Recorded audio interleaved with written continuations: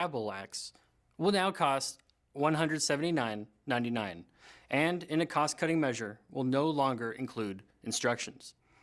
Just figure it out. Now, Germany,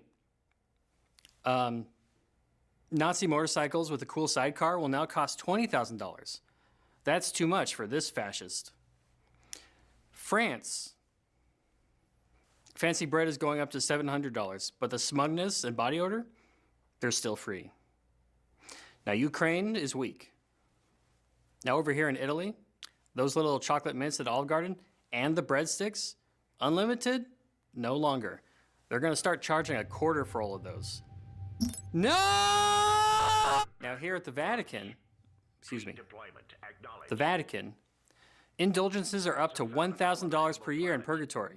That may seem like a discount, but adjusted for inflation, that's outrageous. You can forget about springing Aunt Gertrude from that place anytime soon. Sorry, Auntie. Maybe you shouldn't have sinned so much. Now, England, or Great Britain, as they sometimes call it, Stargazy pie, bam, that's just 99 bucks each. Doctor Who mousepad? Well, that's $50. The extra U in the British keep throwing into the words? Priceless. Well, that covers all the countries in Europe. So let's spin the globe and go to the third and final continent, America! Canada. Snow will cost us $100 a bushel. A bushel! Colombia. You picked a good week to stop doing cocaine because it's gonna cost you over $300 per cocaine. Nicaragua. No idea. Mexico. Chiclets gum. 100 pesos. I think that's a lot. Cuba. Baseball players are going to go up to $1.2 billion for just an 8-year contract. Oy vey! Am I right? And finally, California. Exports from the foreign country of California are being hit with a 300% tariff. This means those fake Oscar tourist souvenirs are gonna run you $100. Mickey Mouse ears are gonna be $500. And what are you saying? Is there more? Absolutely, there's more. Their cheap export, terrible political ideas are going for just $1 million each. Ouch, that's a spicy meatball, no matter which way you cut it. Sideways, which brings us back to the end. And that's all the tariffs. I hope this has been both informative and pleasurable for you. Thank you, and good night. Scouts have found a colonizable planet. Did you know where the word tariff comes from? The etymology may surprise you. It comes from, first of all, tear, the Greek word for ripping something in half, and if, when you're hypothesizing something. So you're ripping open another country's heart. Does it have one? If it does, you tariff it. That's where it comes from. And that's how money works.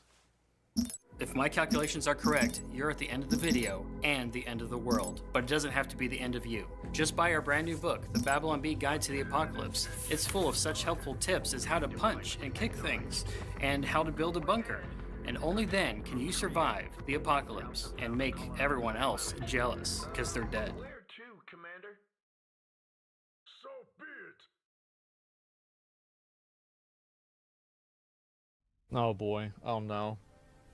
Is this what I think it is? How far does China have to go? I'm already How much more repression? How big a trade deficit and loss of jobs for the American worker? And how much more dangerous proliferation has to exist before members of this House of Representatives will say, I will not endorse the status quo? Man. As I mentioned, it's about jobs, proliferation, and human rights. And there are those She was only 130 years old back then. who say we shouldn't link human rights and trade and proliferation and trade. I disagree. But if we just want to take up this issue on the basis... Thank you very much. This is a very important day to me because we're bringing back an industry that was abandoned, despite the fact that it was just about the best, certainly the best in terms of power, real power. And I'm very honored to be doing this.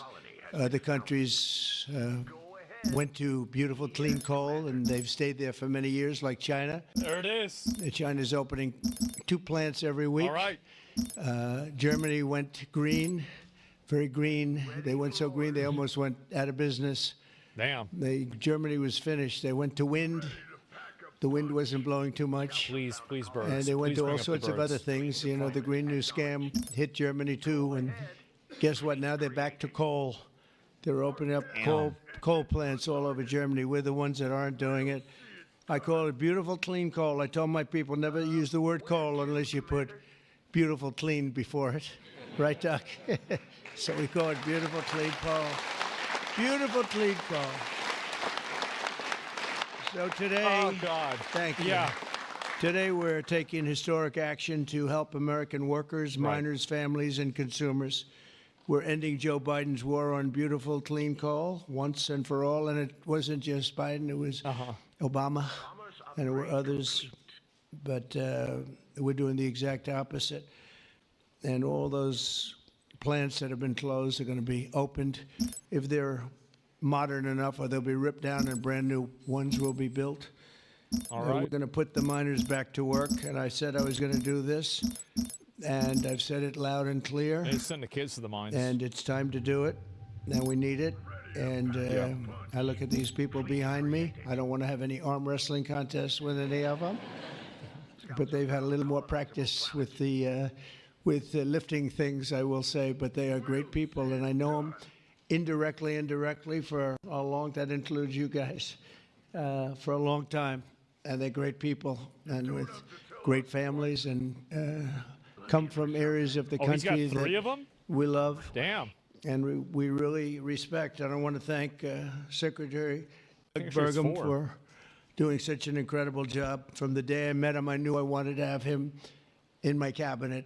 He took a shot at running, and he was so good and so solid that he made no news, and that was good. But I saw him, and I saw his beautiful wife, Catherine, and I said that they're going to be a team. They are a great team, and they're going to be working for This this guy, country yeah. someday. And one of the first people I called after I won. So thank you very much. And along with the Energy Secretary, Chris Is that a Wright. pink And tie? I was going to make Doug actually the Energy Secretary. And he said, sir, you have one person who's much better than me at this, Chris Wright. I said, who the hell is Chris Wright? I have no idea who he is. Just red. And then I learned that he's the most respected person in the energy business by far, far and away. For Doug to say that Doug's got a big ego, it was very tough for him to say that. Yeah. Catherine was there, right? Catherine, you said, wow, I've never heard that before. But Chris, you guys are fantastic. Stand up, all three of you, please stand up. Wow. Great. Right. Okay, that's a great team. It's no better team than that. And they're going to produce energy the likes of which nobody's seen before. You know, we need to do the AI, all of this new technology that's coming online. We need more than double the energy, So we're the gonna power electricity AI that we with currently coal? have. You take all of the electricity in the country right now for houses, for buildings, for everything. We need to more than double it to be number one. We're now All right. way ahead of everybody at AI. China's in second place, but way behind. And they're going to be producing a lot of energy and a lot of electricity for this. And so are we, and we're going to get approvals very fast. And I would say the man that's almost comparable to you in terms of the importance to this, maybe he's even more comparable, I hate to tell you, a guy named Lee Zeldin, who's a friend of mine for a long time. He was a It's great another guy. All right, Baldy. Sit down. Lee was a great lawyer, and he ran for office, and he Zeldin? won Oh, immediately. shit. I gave him a very important endorsement. He won for Congress in an area that was unwinnable. He couldn't have. They were all saying, "Why is he wasting his time?" That's Democrat territory, and I liked Lee and knew Lee, and he ended up winning a seat in a massive upset. Nobody knew what happened actually, and then he was there for a long time. How many years were you there? 8 years. Was very popular, and then he almost ran. He almost won the governorship of New York, which is lost by a few points. Damn. Which was an amazing run. And I said, we got to get you in with us in some form, and we did. And he's head of the environmental agency, EPA, and doing a great job. And I said, if we have a nuclear power plant, Lee, can you get it approved in less than a month? He said, what? He said, I'll do it faster. And by the way, he'll do Yeah, a whatever fast happened job, to but he's nuclear going to do power? also a great job. It's going to be an important But job. the We magic don't rocks. even smile about it, but I've been involved in the approval process for a long time, having been in real estate, and you go years and years and years for absolutely Spicy nothing. rocks. And even in those days, I used to say, this whole thing could have been approved in a week or 2 weeks or 3 weeks, and it would have been just as good. But they'd take you down the path, and you spend years waiting, and then sometimes you get rejected. I wasn't true. rejected too much. I was the king of zoning. I did well, but it was such nonsense. It was so terrible. The process was so terrible. But this is the big leagues now, and he's the head person in the whole country, and I appreciate it, and I appreciate you doing it. And already they're respecting you very greatly. So thank you very much, Lee. Great job.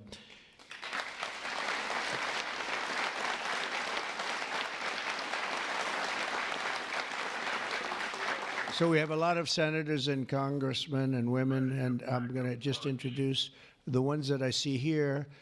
Because Yeah. it's always a problem when I do this because I Yep. leave one or two out, and that's the end. I never get their vote again. I never get their Oh. vote. It takes years to recover, but we'll give it a shot because Senator John Barrasso, who's my friend and a great gentleman. Thank you very much, John, We're for gonna being here. name everybody off now. All right.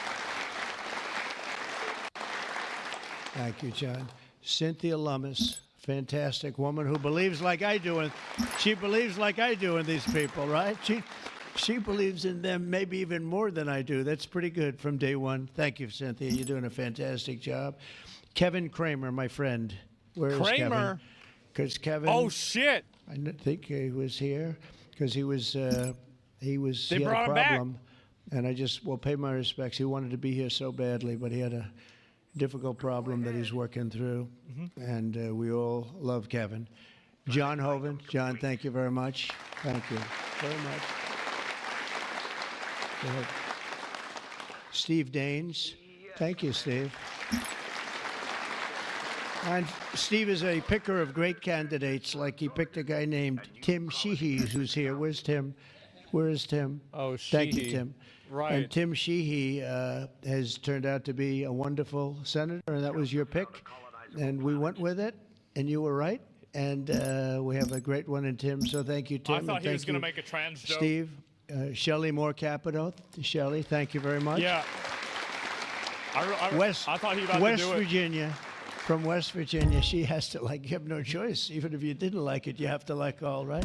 But they were doing a number on you. They were doing a number on you with the coal stuff. Missed and, opportunity. you have not only coal, but you have among the best coal anywhere in the world. So thank you very much. A friend of mine for a long time. I'm the one that got him to change his religion in a sense. He changed the party. He went from a Democrat. I said, Jim, you're not a Democrat. But he changed to Republican. He's one of the most popular Republicans and one of the most popular political leaders in the country. Jim Justice. I call him Big Jim. Big Jim Justice. You mean Big Justice You sounds look way good, better. Jim. Oh no, the Costco kid has that. Never mind. And he was in the business. And so, am I doing the right thing? You would know better than anybody in Yeah. this room. Am I doing the right Big thing, Jim. Jim? Huh? I think so, right? Thank you very boobs, much, yeah. Jim. Cindy Hyde Smith. Cindy, thank you, hon. Very good. Good job. People are going to be happy. This is a Glaze session, huh? And all friends of mine. going Mike in. Lee. Mike, thank you very much. Big Glaze. We have a lot of people from Congress, congressmen and women, representatives. Morgan Griffith. Morgan, thank you. Thank you very much. Bruce Westerman. Bruce, thank you, Bruce. Bob Latta. Bob Latta. Thank you, Bob. Good job. Troy Balderson. Troy, haven't seen you in a long time since that early race. I endorsed him before anyone knew who he was, and he ended up winning. That was another surprise, right? And that was a long time It's ago. crazy how Trump made all these Yep, people win. You're doing a great job. Thank you very Wow. much, Troy. Carol Miller. Carol, thank you. right. Carol, West Virginia. Riley Moore. Riley. Hi, Riley. Thanks. Mike Bost. Mike, thank you very much. Troy Downing. Gotta bring up big balls. Troy, I thank don't know you. about that. Oh, he says something. What is it, coal? Is there coal in that bag? Huh? I like it. clean I'll coal. take it right now. Thank you very much. Oh my God. Hal Rogers. Hal, thank you. Clean coal. Thank you, Hal. Jesus. Andy Barr. Thank you, Andy. Good luck with everything. I hear good things. Troy Downing. Troy, thank you. Thank you. Wow. Thank you. Thank you very much, Troy. Hal Rogers. Colonizable planet. Oops. Harriet Hageman. Harriet. Hi. How are you, Harriet? We just left Harriet. This is one of the finest attorneys you will ever see. I have seen her in action, and she is brutal. I never want her against me, that I can tell you. Dan Muser. Dan. Thank you, Dan. Thanks, Dan. Good job you're doing. Bro, how many Wesley people? Hunt, Is he gonna my name friend, off too. everybody? Wesley, great. I love your commercial. Jesus. Pete Stauber. Pete, thank you, Pete. We're doing a roll call. Great Yeah. hockey player he was, right? Great hockey player. And a great gentleman just broke the record of Wayne Gretzky. The great one is Wayne Gretzky, but we have another great one too, huh? Just broke the record. It was great. Governor Greg Gianforte. Greg, nice seeing you. Good, Gentlemen. thank you very much, Greg. Gentlemen. Bill Lee. Bill, thank you very much. Patrick Morrissey, West Virginia, just got elected. Yeah. For Mark sure. Gordon. Mark, thank you. Thank you very much. And we have a lot of others, and I'm in Okay. trouble because I don't know. I got 5 or 6 others that I see quickly, but I'm just not going to do it. Don't hold it against me because we have to get back to the most important people in the room, these people. You know that, right? Oh boy. So the energy workers and the coal miners in the area that I'm standing on, and that's a lot of weight on this platform, so I don't know what's going to happen.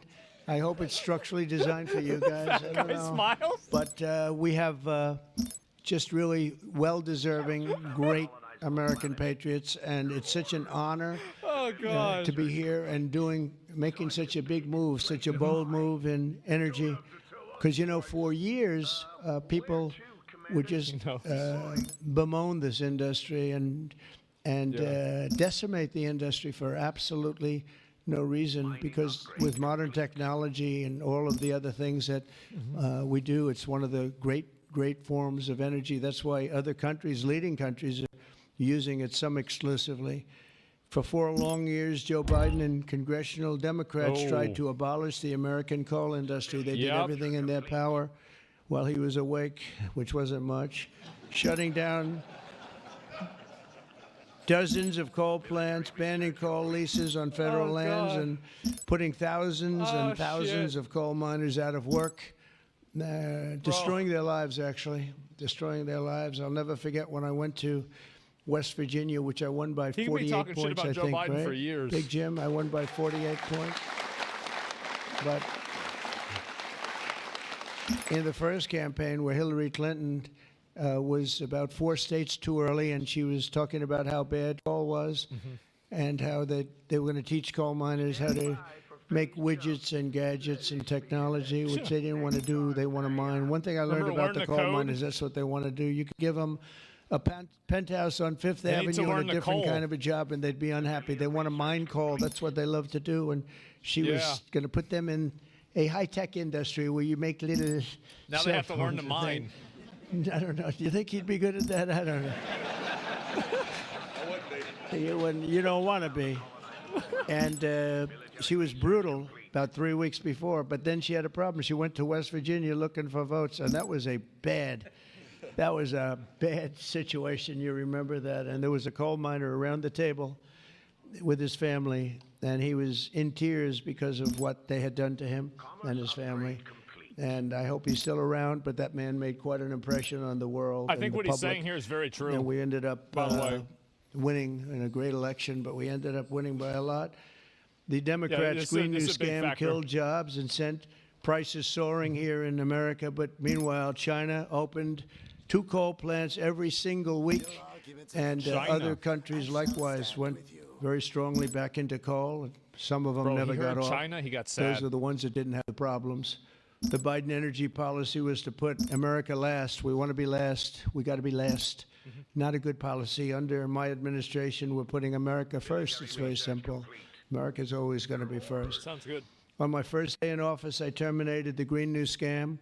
I declared the national energy emergency and withdrew from the unfair, one-sided, and extremely costly to the United States only Paris Climate Accord. Oh, he is loving it. Oh, man.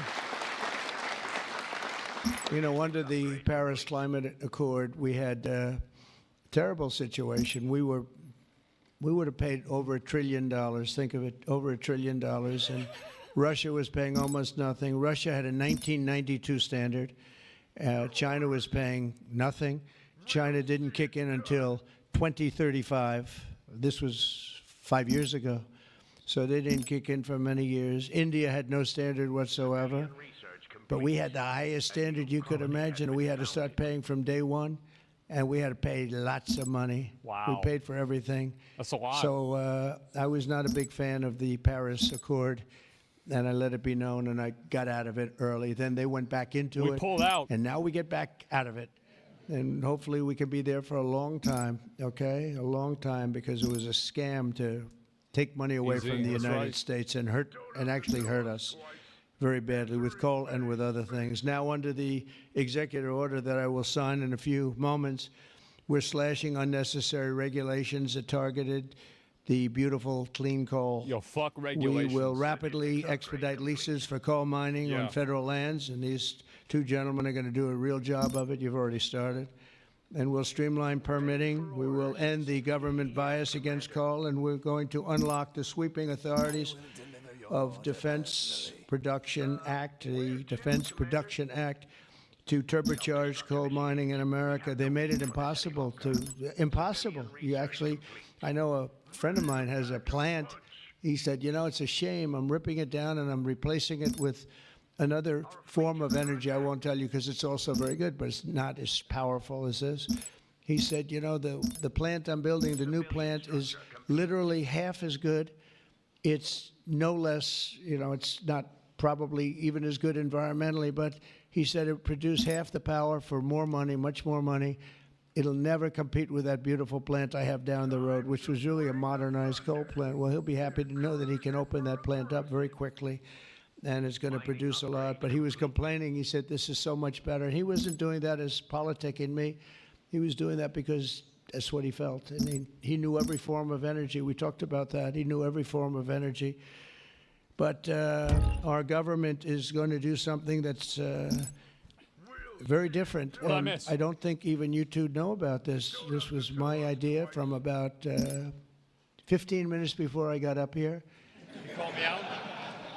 We're going to guarantee that we have a strong business for many years to come, that your coal companies and your miners don't get all excited about their jobs, and then should a radical left liberal become president, they end the business right away, and somebody's built a plant and spent hundreds of millions of dollars in building a plant, and the plant is going to be closed because a Democrat got in or a liberal got in. They're Can't let opposed to that coal, happen, guys. and Republicans are very much for it.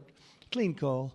And we're Don't let 'em in. We're going to give a guarantee that the business will not be terminated by the ups and downs of the world of politics. So should somebody come in to this very important office and say, oh, well, you spent hundreds of millions of dollars and you guys have given up your life because you want to be in coal, and then all of a sudden you don't have a life anymore because it's what you know the best, that's not going to happen. We're going to give a guarantee that it's not going to happen, so that if somebody comes in, they cannot change it at a whim. They cannot just going to go, they're going to have to go through hell to close you up. All right, so that's pretty good. We're going to give that in the form of a guarantee that we're writing on right now structurally and from a legal standpoint. So your investments are going to also be protected.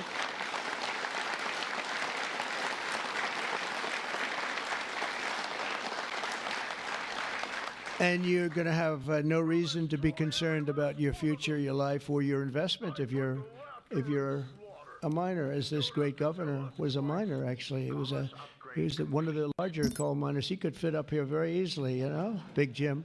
But he was a great success. But they were very, very tough on him, and he did a beautiful job with just a how it beautiful is. product. Already under our leadership, the Department of Interior has approved the expansion of the Spring Creek mine in Montana, Yep.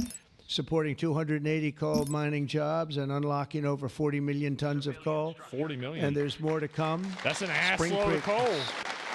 Big one. That's an ass load. Wow. And there's more to come in the states of Wyoming, Alabama, Utah, North Dakota, and many others. West Virginia, I can't believe they didn't put West Virginia down. It's lucky I Country roads. mentioned that, right? Can you imagine if I didn't mention West Virginia? I would have been in big trouble. Learn They to didn't mark Mine it down here. initiative.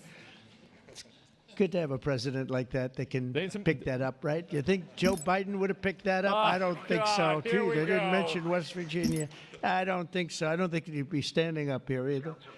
The value of untapped coal in our country is 100 times Just greater than shitting the on 'em. value of all the gold at Fort Knox.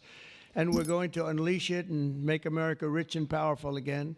Under this order, I'm also directing Secretary Wright to use billions of dollars in federal funding to invest in the next generation of coal technology, which is an amazing technology in terms of getting the full potential of coal and also doing it a very clean, environmental way. Pound for pound, coal is the single most reliable, durable, secure, and powerful form of energy there is on Earth today. Wow. It's a big statement. You never hear those statements, you know. What about wind You've never turbines? heard that before from a politician, have you? Well, maybe from that politician, but not from not too many. What about But wind that's turbines? the way it is. I say it again. Pound for pound, coal is the single most reliable, durable, secure, and powerful form of energy. It's cheap, incredibly efficient, high density, and it's almost indestructible. You could drop a bomb on it, and it's going to be there for you to use the next day, which you can't say with any other form of energy. You virtually indestructible. Most importantly, we have more of it here in America than anywhere else on Earth. We have more coal than any other country. You go to Australia, they have fantastic amounts of coal. You know who they sell it to? China. They sell it to China. They're nearby. They sell a lot of it to China. But we have more than anywhere else on Earth. We also have more liquid gold than anywhere on Earth. So we're really an energy behemoth, but we're Liquid gold. unleashing that also. That's going to be another part. But I didn't even want for to cleaning mention wood? that. It's not down here because I didn't want to mention today is about clean, beautiful coal. So I'm going to give this to Oil. you. List this big guy. Should I give it to him? Oh, it's not oil, it's a spray. Take that. Oh, they gave Right?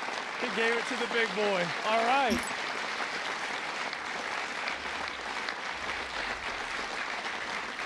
For example, we believe Wow. it's possible to extract enormous amounts of critical minerals and rare earths, which you know we need for technology and high technology in the process of coal mining, making in America the mineral superpower of the world, actually.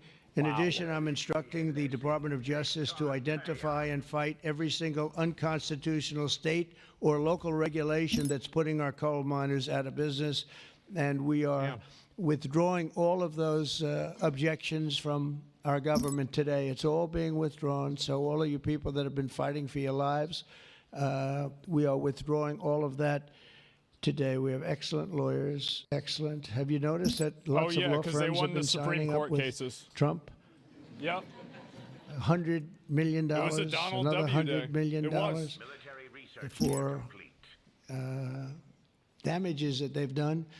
But they give you $100 million, and then they announce that. But we have done nothing wrong, and I agree, they've done nothing wrong. But what the hell? They give me a lot of money considering they've done nothing wrong.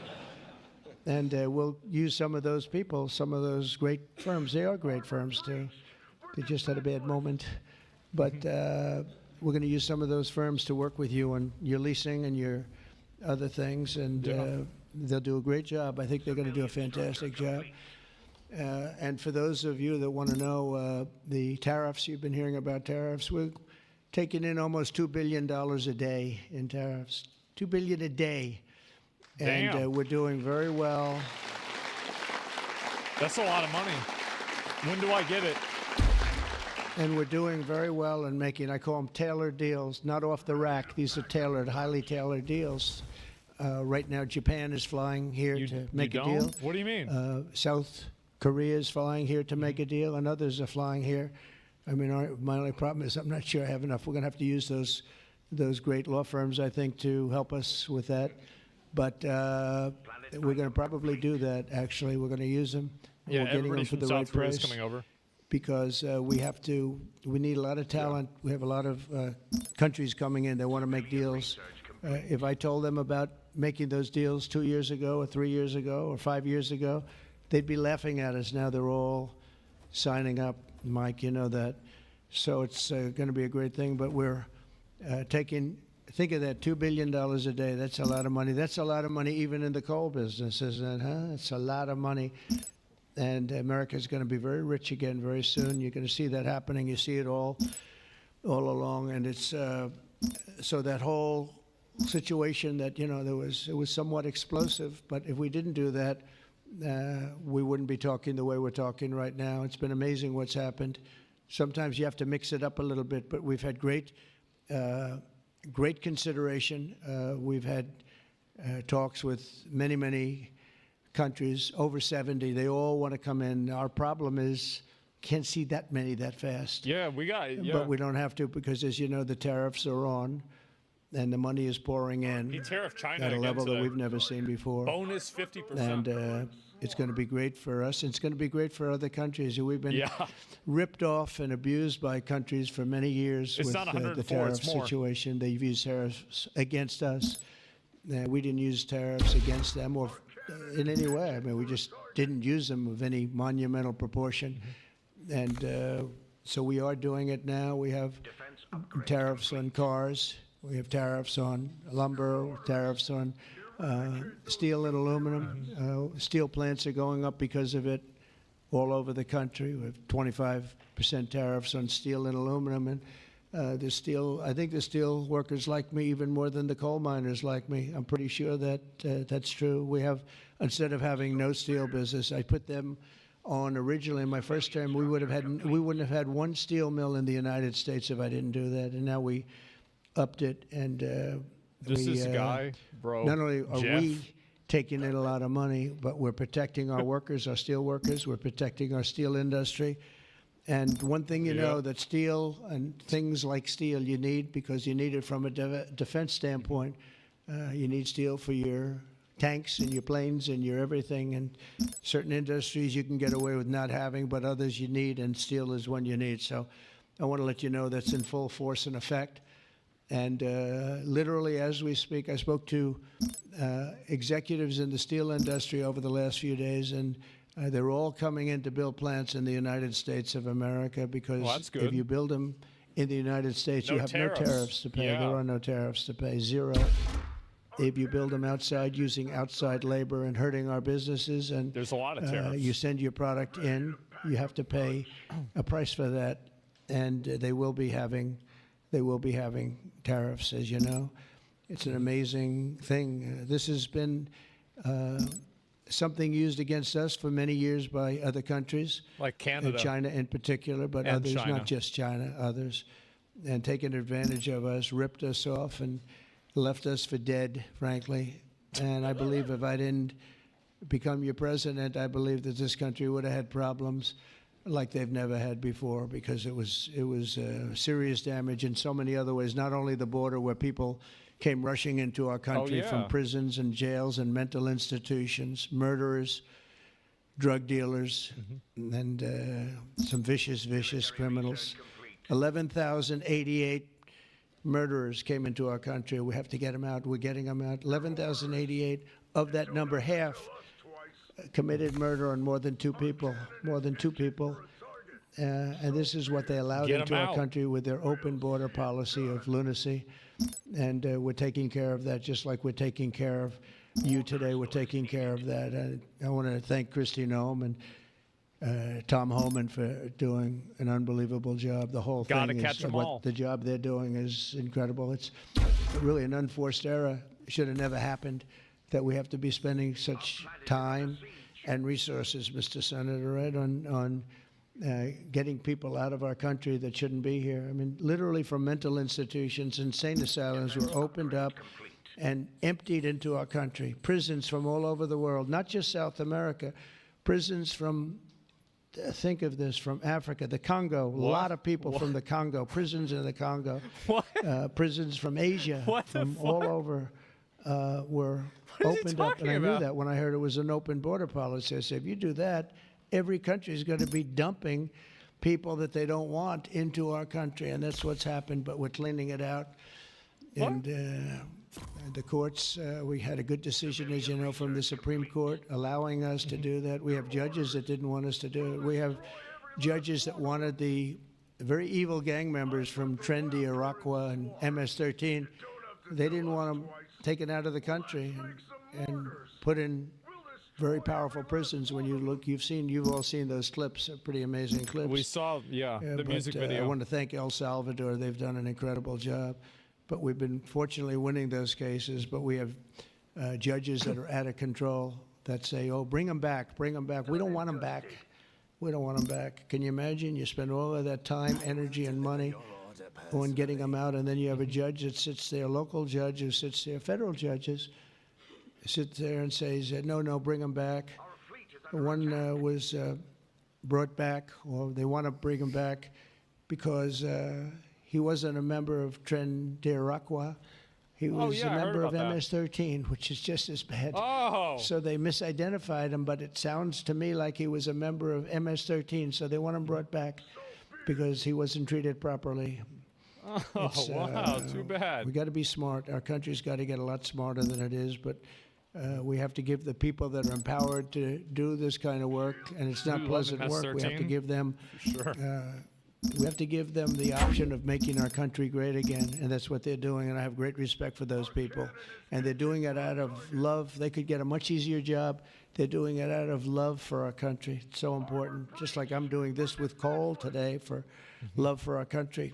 Earlier this afternoon, I signed another executive order to strengthen our electric grid by ensuring that coal-fired power plants are always available to meet surging demand for electricity.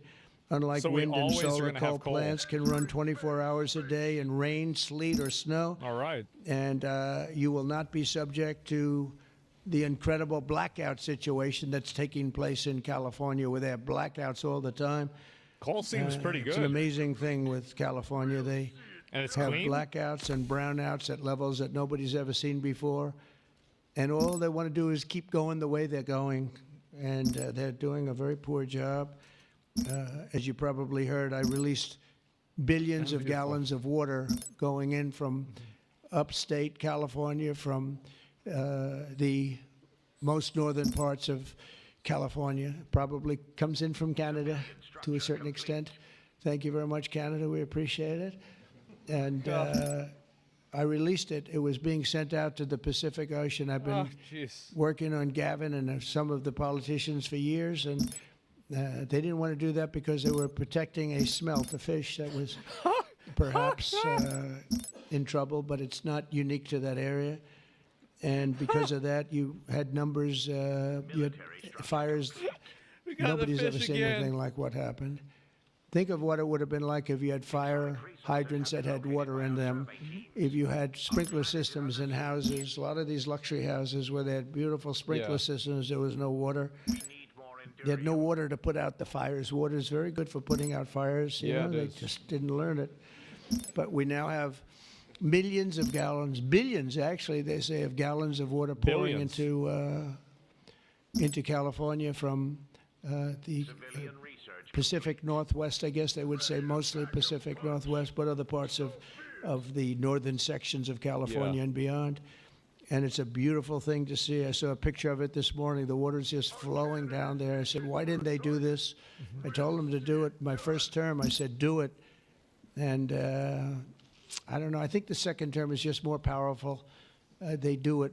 When I say do it, they do it, right? All right. And we actually had to do some pretty strong things to get them to open it up.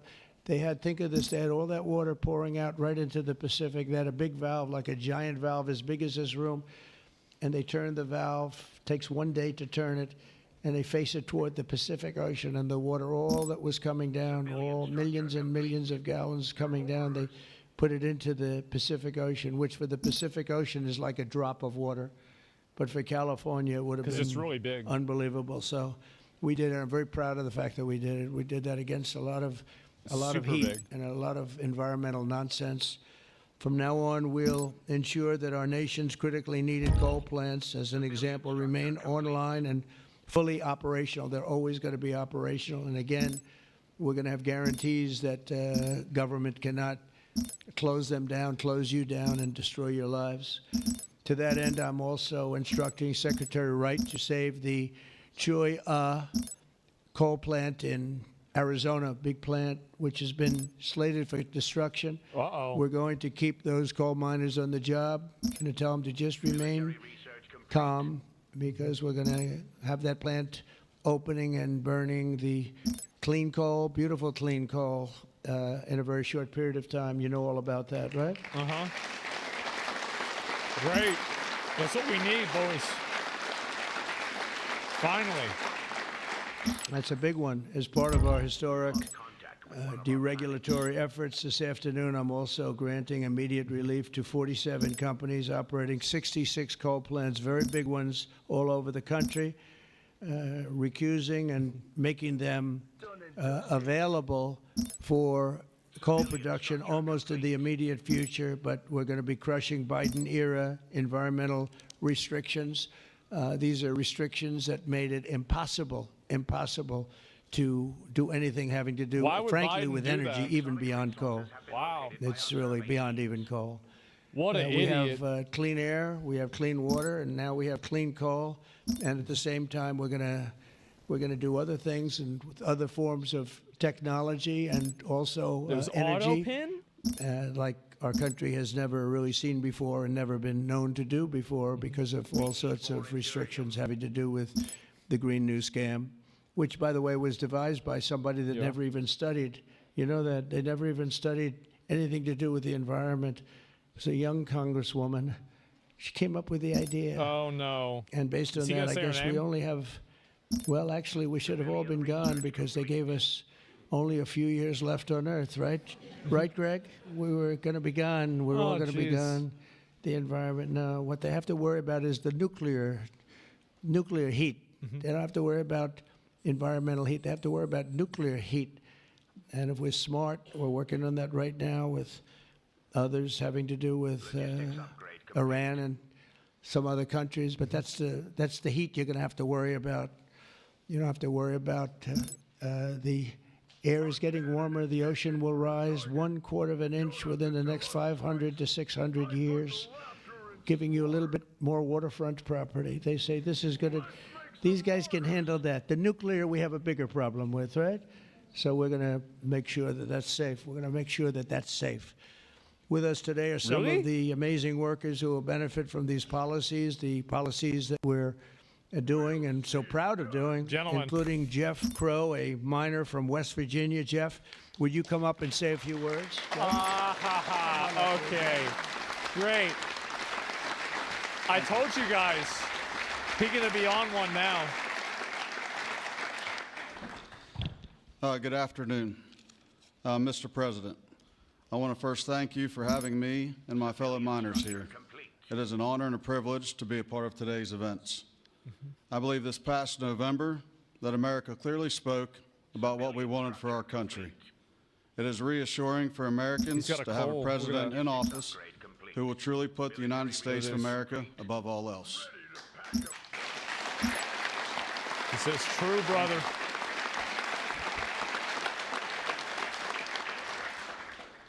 With putting America first, you have spoken numerous times about energy independence. I believe most don't understand the importance of that. Coal is one of the major factors in energy independence and accounts for a large portion of America's energy. Coal is one of the most reliable and cheapest forms of electricity. For too long, That's good. coal has been a dirty word that most are afraid to speak about. Most of those that would speak negatively about coal do so from an uneducated standpoint. Many are unaware of the engineering and technology that are used in today's mining to create a clean, energy-efficient product. All of this is done while using the safest practices in the industry. Wow. Speaking for West Virginia, coal provides approximately 50,000 jobs for those that work in the mines and the businesses that support them. It also accounts for over That's a lot, 50% damn. of West Virginia's export product. To name a few, we employ engineers, teachers, physical therapists, accountants, truck drivers, high school and college graduates. All of these occupations and graduates Who here have loves turned to the coal? coal industry to provide a better way of life for them and their families. Everyone in our industry works long hours and days to provide a reliable energy product, and too many times it goes unnoticed. Yeah. I've personally worked in the industry for 23 years. I choose to do this daily to provide my wife and children with the life that they deserve. Prior administrations Based. have done all they could to eliminate the coal industry. Sorry, 1 second, I'm getting there. In my opinion, they have done so with an unethical and uneducated approach. But we are still strong, we are still here, and we are still needed in order to make America great again. Great. All right.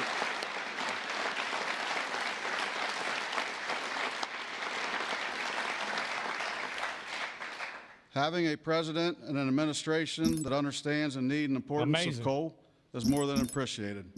It gives the industry a form of reassurance to know that we have a president in place that supports us. From my family to the over 3,000 employees of ACNR, and for the coal companies, miners, and businesses throughout our great country that rely on the coal industry, we say thank you for your continued support. Uh-huh.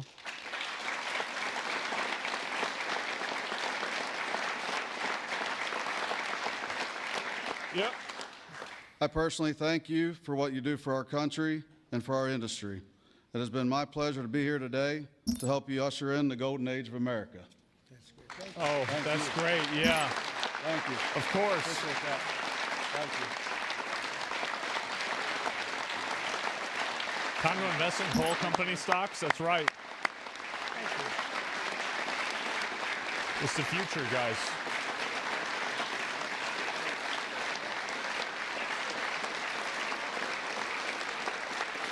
You did a good job. Let me have that speech. I want to have that.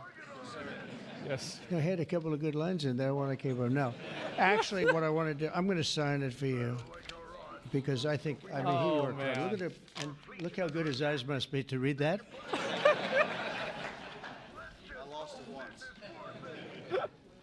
Oh, God. And hopefully, you can sell it tonight for a lot of money.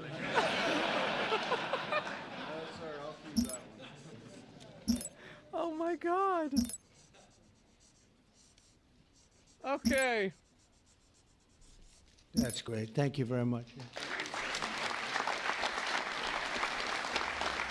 Man. And he gave him the pen, too. Oh, jeez. The content president. That's right. Thank you very much, Jeff. And also with us is Tony Campbell of the East Kentucky Power Cooperative, and Tony's quite a gentleman and very respected in the industry. Come on up, Tony. Thank you. Oh, the power industry. This is more about coal. Oh. We got bringing in Big Baldy. Mr. President, Oh, on behalf shit. of East Kentucky Power Cooperative, the National Rural Electric Cooperative Oh, shit. Association, and electric cooperatives across this America, thank you for your leadership to restore American energy dominance. Kingpin. Electric co-ops keep the lights on for 42 million Americans across 56% of the land mass. We are owned by the communities and businesses we serve and provide electricity to growing communities, new data centers, and manufacturing plants. Mr. President, electric co-ops are powering America, and we are proud to partner with you and your administration to power America into the future. Yeah.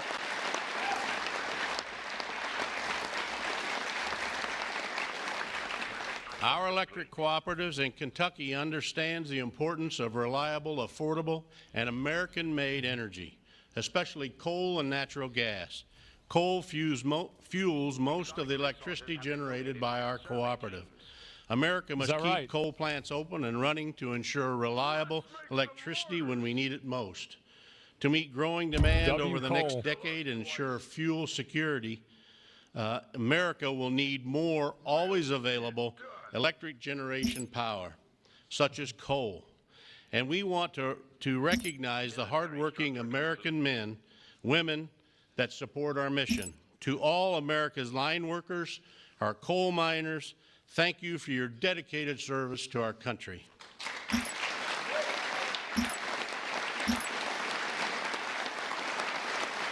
All right. Affordable and reliable electricity is the cornerstone of our economy, especially American manufacturing. However, too many government leaders have pushed policies that have made our electric grid significantly less reliable and our energy too expensive. Like who? That begins to change now. Yeah.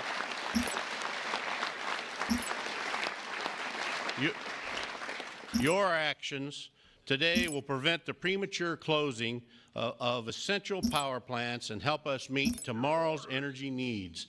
And they will help us continue to deliver reliable, safe, and affordable electricity.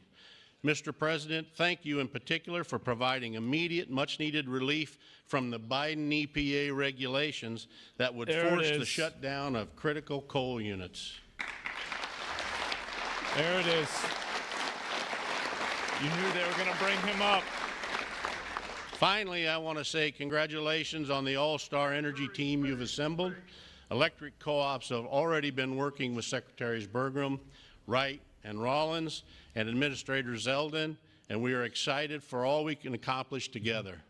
Mr. President, thank you again for your actions today and for your support for the electric cooperatives as we work to keep the lights on in America. Thank you, Mr. President. Yeah, that's about what I'd expect. Fuck our breathable air, am I right? Well, we still have the masks from COVID, so we're gonna be all right. Yeah, don't worry about it. It's all coming together. Thank you, Tony. Thank you very much, Tony. Appreciate it.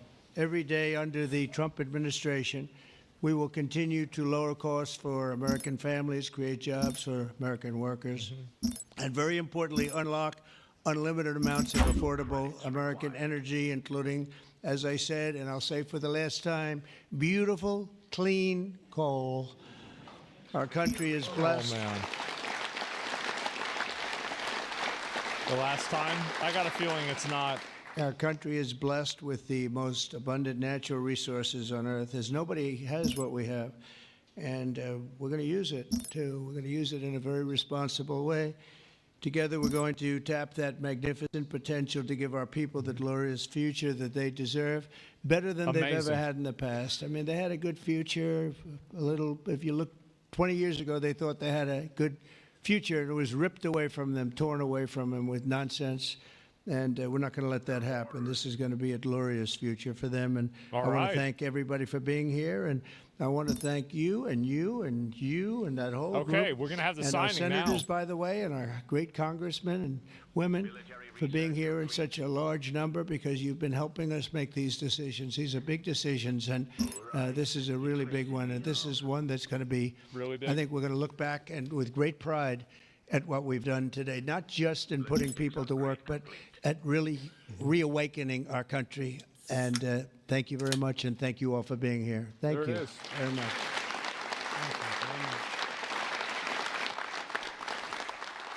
All righty. Here we go. He about to sign it. Let's get it. Let's get it. It's time. Come on up. Mr. President, Yes, who's first one? we have 4 items prepared for your signatures Here this we go. afternoon, sir. All right. The first of these executive orders it may be one of the most significant executive orders of your administration thus far. This directs all departments and agencies of the federal government to end all discriminatory policies against the coal industry. Wow. This ends the leasing moratorium that prevents new coal projects on federal land. It's a big and it's coal going to situation. accelerate all permitting and funding for new coal projects to allow the coal industry to flourish under your leadership, sir. That's great. Big coal situation. Let's go. Wow. Buy coal now.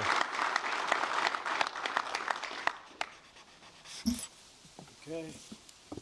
There it is. Yep. Sir, there are currently dozens of coal plants in America that are in imminent danger of being forced to close based on unscientific and unrealistic policies enacted by the Biden administration. What we're going to do is essentially impose a moratorium on those policies taking effect to protect coal plants that are currently operating, to ensure that they're able to continue producing power and continue providing jobs to Americans in the coal industry. Right.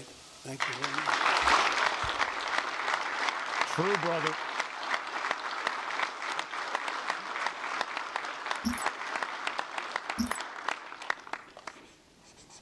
Done and dusted. This guy's my favorite kind of bald. That guy? I don't know about that.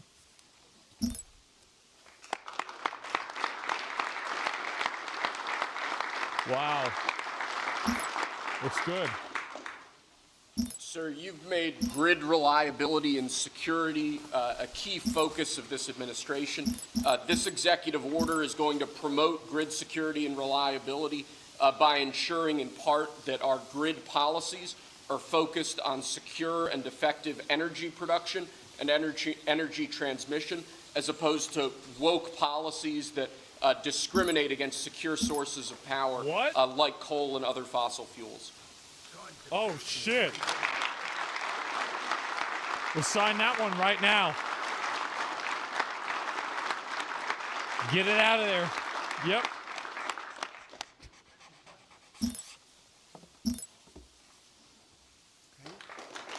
Man. It's about time. No more woke. Lastly, sir, one of the biggest problems we have in this space is Democrat states, radical leftist states, enacting policies and enacting an agenda that discriminates against coal, against secure sources of energy.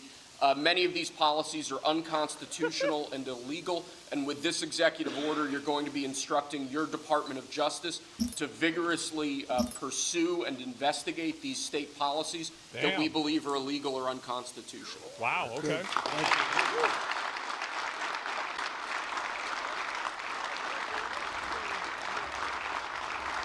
Great.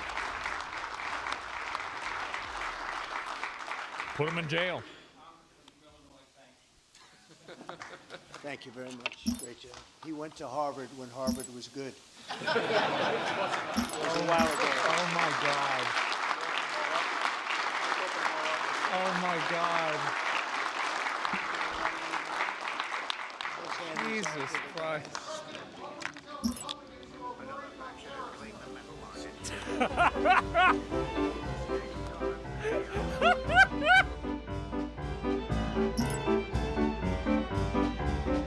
See ya. Oh man. That was his moment. He had his chance. Didn't go too far, but you know. What did he ask? I don't know. Something stupid. Man.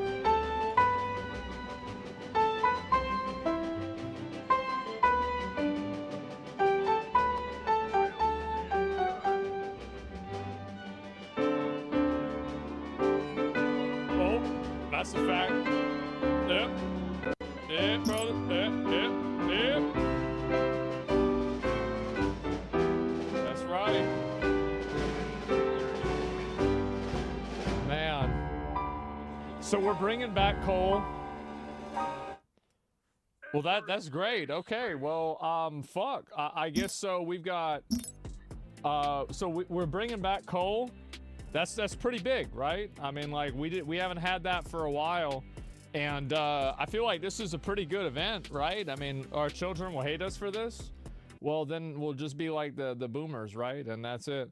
And so, what do I think about it? I mean, like honestly, I don't know. It feels like I don't know. I feel like we should do more nuclear power and not coal. I mean, like I'm not an expert in this. I don't know, but like I think like anybody afraid of nuclear power is just being a bitch.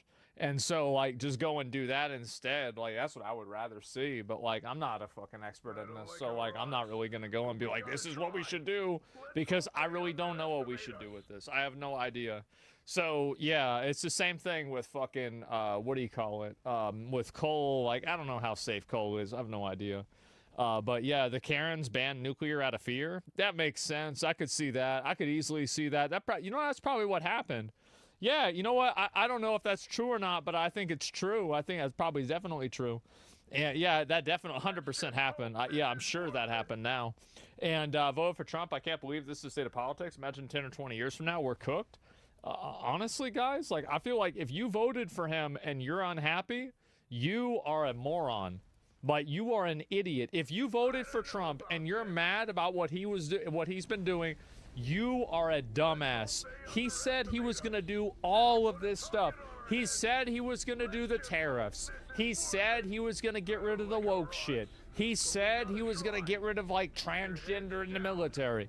He said all of these things ahead of time. He even said he's going to bring back drilling to the U.S., the drill baby drill, and then bringing back coal. Like, this whole thing, if you're mad that you didn't get what you voted for, you weren't paying attention to what you were voting for. I'm going to tell you that, man.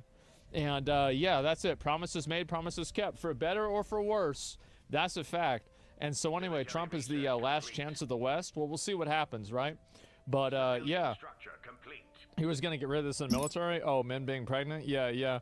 Nuclear power is literally the safest and cleanest form of energy. This is a literal fact and can't be refuted at this point. I'm not an expert in that. I don't want to go and talk about it because I just don't feel comfortable. I know that I don't know a lot about that. So don't like Trump, but still better than the other option. I think that's the way a lot of people felt. You know, I think in general, like, it wasn't even really Kamala Harris. It was everything that Kamala Harris represented. I think that she represented a, you know, a culture, and she represented a type of person that I think that America was just fucking tired of. They didn't want to deal with, like, you know, the weird, you know, basically, like, Joe Biden said, like, he wanted to have, like, a female, like, vice president or, like, some bullshit. So, like, that was, like, a big reason. I think that really pretty much set her up to fail right there. And Karen, yeah, people are just tired of being ruled over by Karen. So I think that's basically it.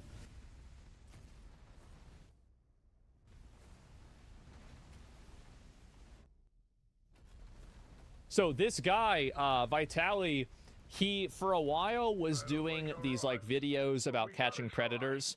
And there's a lot of people that do videos about catching predators. And I am in general in favor of the gotta catch 'em all predator videos. And I'm okay. I feel like it is a net good, but not all of the people who do it are achieving a net good, right? Like, I've talked to, like, Jadeon about this, and, like, I think what he does is great. And some of the other guys that do this, I totally support them. But there's some people that do it just for a reason. They're looking for, like, a person that they can beat up on and attack, right? So yeah, he got arrested in the Philippines, and he is fucked. This scumbag IRL influencer can now be facing up to multiple decades in prison in the Philippines, all because he live streamed himself harassing strangers in the street, mall security guards, and stealing multiple items, including a mall security bike. Obviously, it's crazy that he decided to do that on something that's not just a complete PvE server. Like, you can do this in, like, Vermont. You can do this maybe in Germany. You can do this in Japan. But the Philippines? Didn't they elect Duarte? Huh. Bad call. talking about the case surrounding Vitali, who's an American-Russian YouTuber who was one of the largest prank channels back in the day, who unfortunately lost his mind and ended up serving some time due to horrifically attacking a jogger in Miami. But recently, police have released no motive for the attack. YouTube star arrested. Jeez. He came back to the internet. And he's came back to the internet a few times, but in the most recent time, he decided to come back to the internet and essentially be a knockoff Johnny Somali for some reason. So this guy thought that he was going to get away with going to the Philippines and taking a security or a police officer's patrol bike and then running away with it? In a way, this is... The thing is that with this guy, I actually think this is worse than Johnny Somali, Because Johnny Somality, you literally just listen to him or look at him talk for like 5 seconds, and you know this guy's a fucking idiot, right? And it's like at a certain point, do you really get mad at like a bird for flying into a window? Nah, it's a fucking bird. They're stupid. And Johnny Somality's just a fucking idiot. But this guy is not that big of an idiot. How did you think this was a good idea at all? And in his comeback, he was definitely not wise when it comes to picking the country to be a nuisance at, the Philippines. I don't know why you would ever want to come to the Philippines and go live with the title "Disturbing the Peace in the Philippines." As that is That's like somebody robbing a bank and walking into the bank and it says, you know, bank robber. You know, like, I'm here, guys. It's me. It's a Galaxy Gas moment. How can you do this and not realize what you're going to get yourself into? This is amazing. It's probably one of the last countries I would ever want to have that title in my stream, let alone go around and harass people and then steal multiple items while live streaming yourself doing so. It's like the influencer version of Darwinism. And his actions are definitely catching up to him. He got naturally selected now because he was just perp walked out in front of the entire country. Oh. Secretary John Vic Remulla will now make a statement. Oh. Yeah, the smirk he had during his arrest and mugshot, that's completely gone. Dude. Yeah, I bet it is. You're not in Japan, homie. So, just so you guys understand, Duarte is the guy, I don't know if he's still the president, I have no idea. But the Philippines elected a guy whose plan was to just kill all the drug dealers. He's not. Yeah, he's in jail. Yeah, something like that. Yeah, they ended up putting him in jail. So they elected this guy, and his plan was to deal with, how are we going to deal with all the drug dealers? Well, we're going to kill all of them. Period. And he put out a video a little bit before Christmas, and he said, Merry Christmas to everybody, especially the drug dealers, because it's going to be your last Christmas.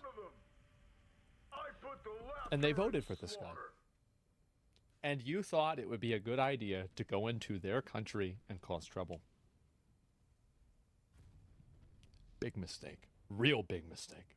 Was warned multiple times. He didn't care. He just openly embraced going to jail in the Philippines on his stream. Yeah. And now he's in even more trouble than what I think he's ever been in his life. Oh, yeah. And that really, really sets the bar when you look at the situation that happened in Miami. Because if you have a horrific attack on... I actually didn't know that was him. I always assumed that was Ninja's. I didn't know what the real photo was. I assumed it was Ninja's face that was photoshopped onto it. Your record, and somehow you're in more trouble than what you were then? Oh boy. So what are they charging them for? Vitali engaged in multiple disruptive and inappropriate acts, including multiple disruptive inappropriate acts. Attempting to kiss and grab him. Attempting to kiss and grab somebody? Oh. Okay, it's not so bad, but I don't know. Yeah. Ooh. Trying to seize his service firearm.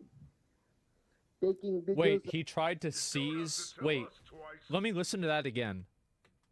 Trying to seize his service firearm. He's done. Bro, you're done. I put the laughter in You're like, this is, oh man. Yeah. Are you kidding me? I can't believe it either. He tried to steal a cop's gun? That's crazy. Taking videos of him without consent, mocking other security guards, and vlogging without a permit in BGC. You need a permit to vlog? Also, on Vitali's latest video in BGC, nakita siyang sumasakay ng patrol motorcycle. True. Na walang abiso. Oh wow, there's just a whole plethora of charges here that can be disastrous for him. Yeah. They're also talking not just fully English, they're speaking Tagalong with English, which I think they call Taglish. So I had to transcribe a lot of this to actually understand what is going on and then run it through ChatGPT and then have ChatGPT essentially tell me what they were saying. Yeah. So it's not fully spot on yet, but That's what happens when we're trying to break this news. So here we have, I guess, the charges against Vitaly, which aren't 100% set in stone from what I can tell. I mean, you're trying to take an officer's gun. Like, I mean, do we really need another charge? Like, he said that one in English. I feel like that's the big one, isn't it? That's the real big one. Kind of threw out a lot of the things that happened that they're investigating him for. So first you have unjust vexation, which is engaging in behavior that caused annoyance and distress to others. Then you have alarm and fucking annoying. Scandal, which is actions that disturb public peace and Yeah, order. Then you being had fucking attempted annoying. theft, which was trying to unlawfully take a security guard's firearm. That's a serious charge. That is, you know, like, did this happen? Bro, if he did this in America, there's a good chance he'd be dead. Like, yeah, he should be glad he's not dead. After my coverage? Did this happen after he was arrested? I don't remember that being on the stream that I skimmed through. That is a serious charge. Then you That's have the insane. 2 counts of theft if they go after him for taking the motorcycle Threatening and to rob an elderly lady. So you have this big Russian meathead show up to the Philippines, stealing cops' guns and threatening to rob old ladies? How did you think this was a good idea at all? Yeah, bro, I'm more well-behaved in Schedule 1 than this guy is. This is crazy. the industrial fan, and then also that face mask, but they returned the face mask pretty quickly. Yeah, so sure. we'll see what they do there. Then you have the threatening to rob an old lady as well. But what I didn't know until now is apparently if you steal a motorcycle in the Philippines, you can actually get up to life in prison. And this is all due to a newer and stricter law they put in place around 2016. Now, will they get life in prison? There's no way. But the fact that you would even go to a country and do something that can give you a maximum of life in prison is insane. It was a stupid decision. And I guarantee you that after this is over, you're not going to have a lot of IRL streamers going over to the Philippines and starting trouble again. They're going to be staying in Japan. I said this before, there's a reason why a lot of these IRL guys don't do this stuff over in China. They don't do this in Dubai. They don't do it in Russia. And everybody knows the reason why. It's because they'd be dead. Seeing multiple locals say that he could be facing up to 24 years in prison, as it's up to 12 years for each of the counts of theft there. Wow. And that's just the theft cases alone. And then you have all these other charges up here as well. So, will he get this amount of time? Probably not. But I don't think he's going to just leave the country next week, to put it lightly. I don't think it would happen. It seems like... I mean, I don't think he should. I mean, you take a cop's gun and you're stealing a person's motorcycle. Like, in my opinion, this is antisocial behavior that needs to be punished with jail time. To set an example to everybody else that this type of behavior isn't acceptable.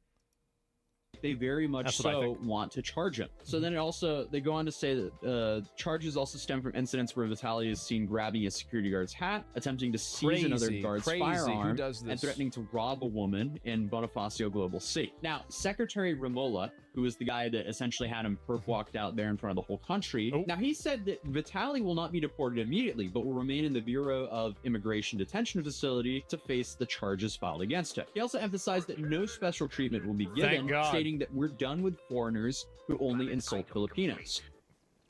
Fucking based. Absolutely. Hopefully Japan and Korea can look at this and say, hey, that's a good idea. He's cooked, yep. This is an example that we are serious here in our country, and we won't let them belittle us. That's right. And they also stated that authorities are seeking Vitaly's cameraman, who may also face charges for enabling a commission of crime. Oh, I love that. AoE damage. Oh, that feels good. That's what you get. Legal mindset to the stream of it. He might be in detention. He might be in detention for 3 to 4 years, or 2 to 3 years before his trial. So you're gonna just put, oh god. This is a stark contrast from what we've seen Japan do with Johnny Somali, and now maybe even South Korea with Johnny Somali, as they seem to be playing way more softball with him there. In the Philippines, they're not messing around. They had him perp walked out in front of the whole country within a week of an arrest. Within the week of him doing it, they arrested him right away. They arrested him 2 days after my video on him. They arrested him on the 3rd of April. Maybe there's somebody in the Philippines that's watching like, hey, what the hell is... Son of a bitch. Okay, find him.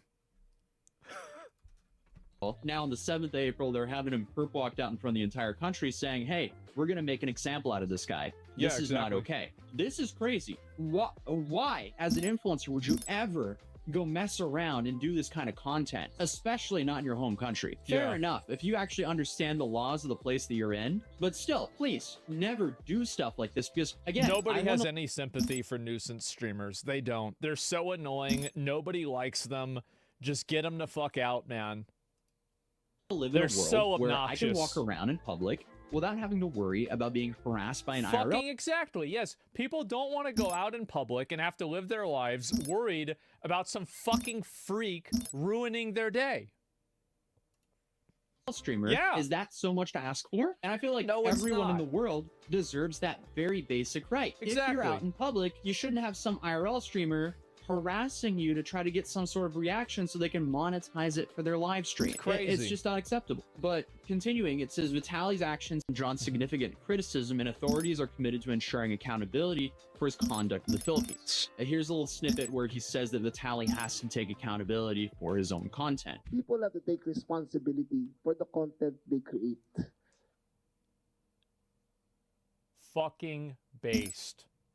So true. I love it.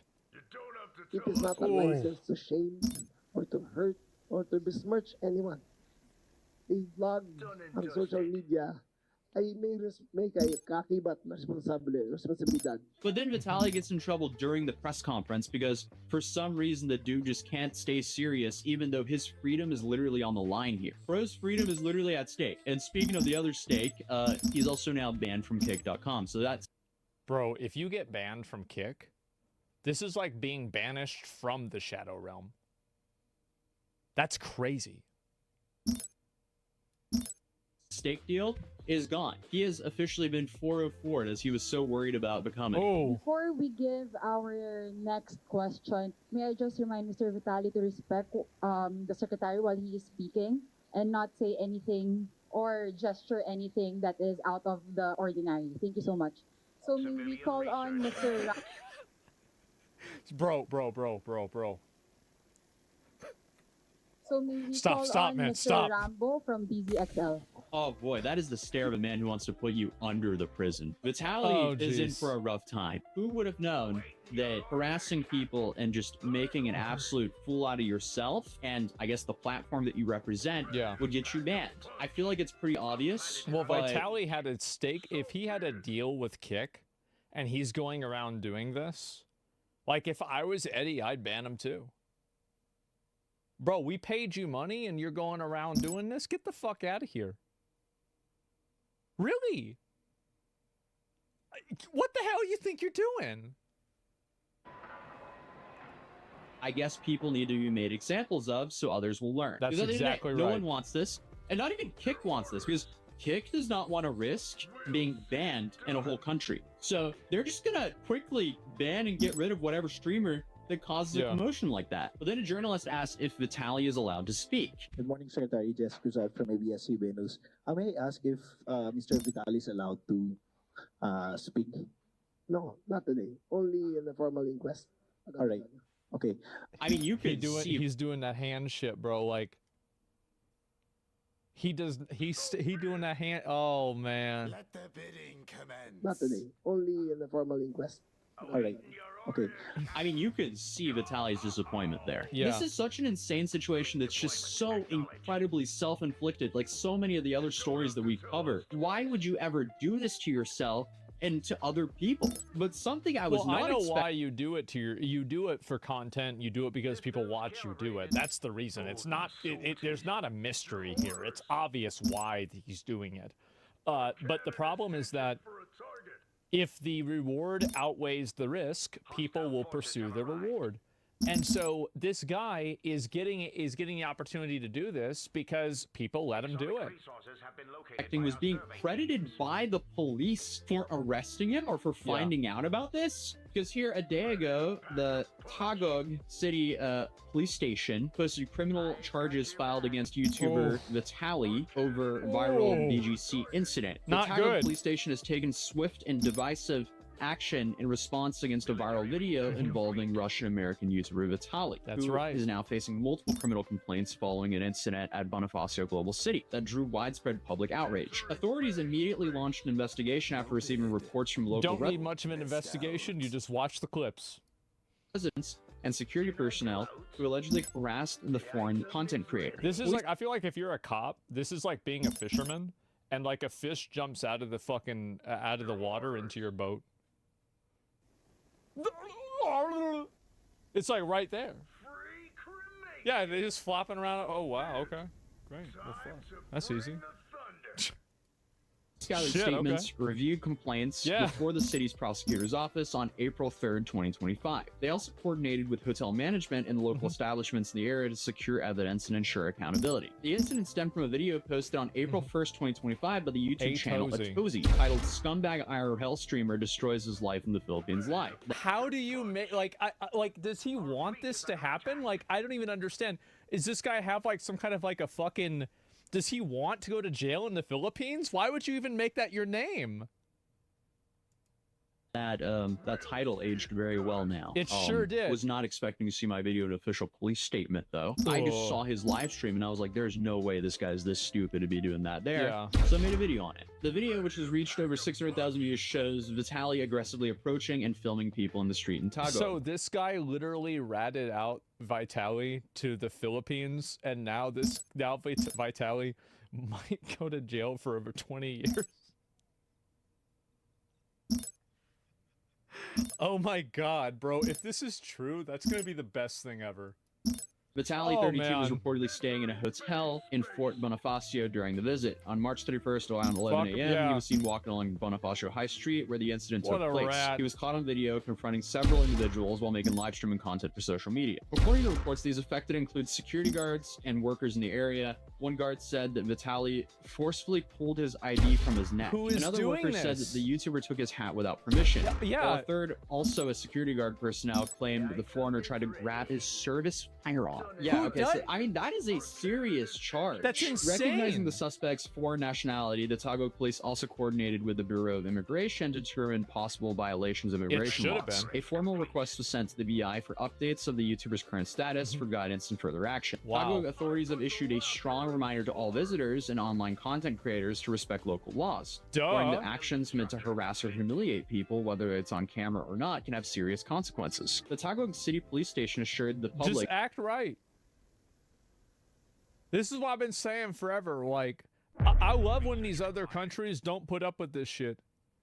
Because, like, there's a lot of these, like, selfish, fucking brain-dead, weird freaks in America that think that the public has to be... Basically, everybody has to exist as a padded room for them to bounce around in. Like, I get to be crazy. I'm gonna do whatever I want. I'm gonna do... And this is it, man. They're acting fucking nuts. I'm so tired of this shit, bro. It's annoying. that they're continuing to monitor the case and are committed to protecting residents from similar incidents in the future. I mean, shout out the Philippines for handling this so thank God. quickly. And also, like, this should definitely not scare anyone from going to the Philippines because they want tourism there. They just don't want people to be live streaming and harassing people in public. It's very easy to go visit a country and not act like the town. That's crazy. Oh, being jeez, I just showed up here and I'm stealing a police officer's gun. I'm riding off his motorcycle and I'm gonna rob an old lady. Oh God, how is this happening to me? I'm stealing another police officer's hat. How could this happen? It was all a mistake. I'm sorry, guys.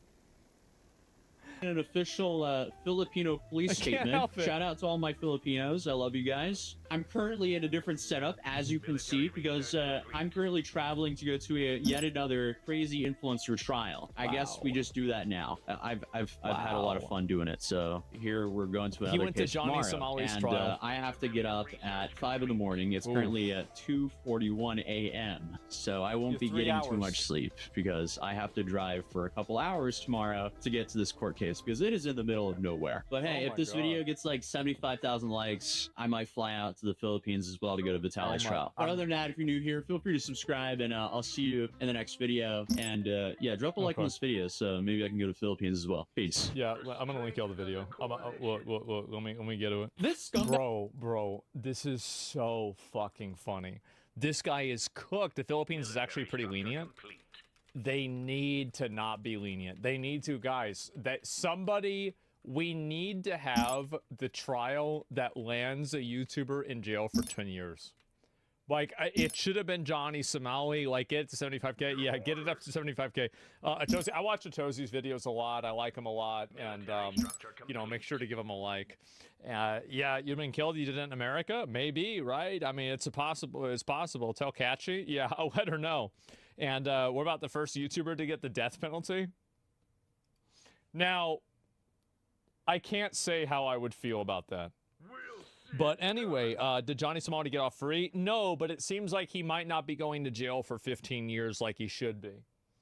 Like, in my opinion, I feel like if you go to another country and you intentionally harass and this is especially true whenever you start touching people and you're like, you know, stealing their stuff and destroying property.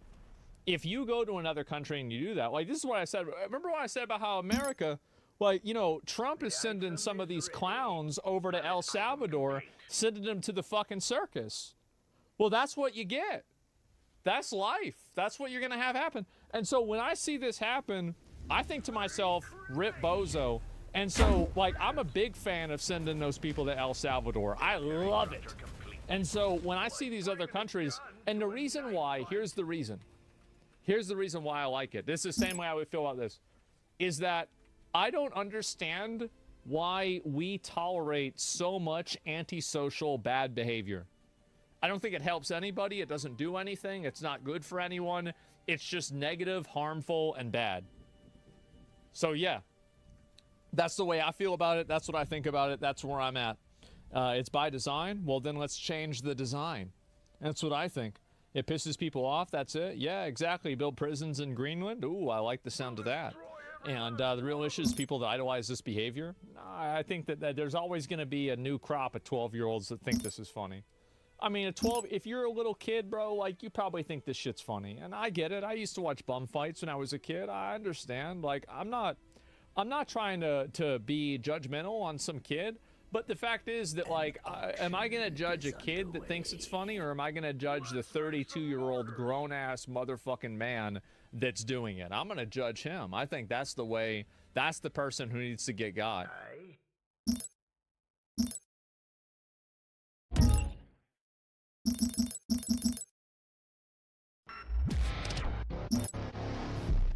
Hello and welcome to 442. And yeah, okay, I get it. It's very different. I'm not he is not me, Adam's not here. But my name is Ryan, and 442 have tasked me with, at least for now, to try and take over the great work that Adam has done over the years. And I understand and appreciate this is going to be very, very different and very difficult perhaps for those that are big Adam fans and, you know, 442 fans alike. And he's done exceptional work, I have to say. The work that he's built on 442 over the last few years, you know, very, very commendable, and we wish him all the very, very best in what he does now.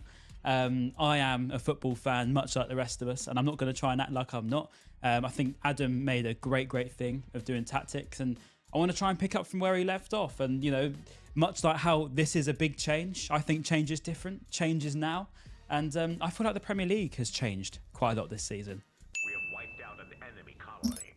So when I say the Premier League has changed a lot this season, I feel like it's a big conversation as to where we are as a Premier League, in football in general, a lot of people feel like football's fallen off a little bit. A lot of people feel like football maybe, especially in the Premier League this season, isn't quite what it was. You know, a lot of the title race is already being decided pretty much, for example. I mean, Liverpool are so far in adrift from everybody else. And then the relegation battle, pretty much done. I mean, Southampton finishing possibly on record points of 9 points, which is insane. And all three of the newly promoted sides could be going straight back down for a second year running.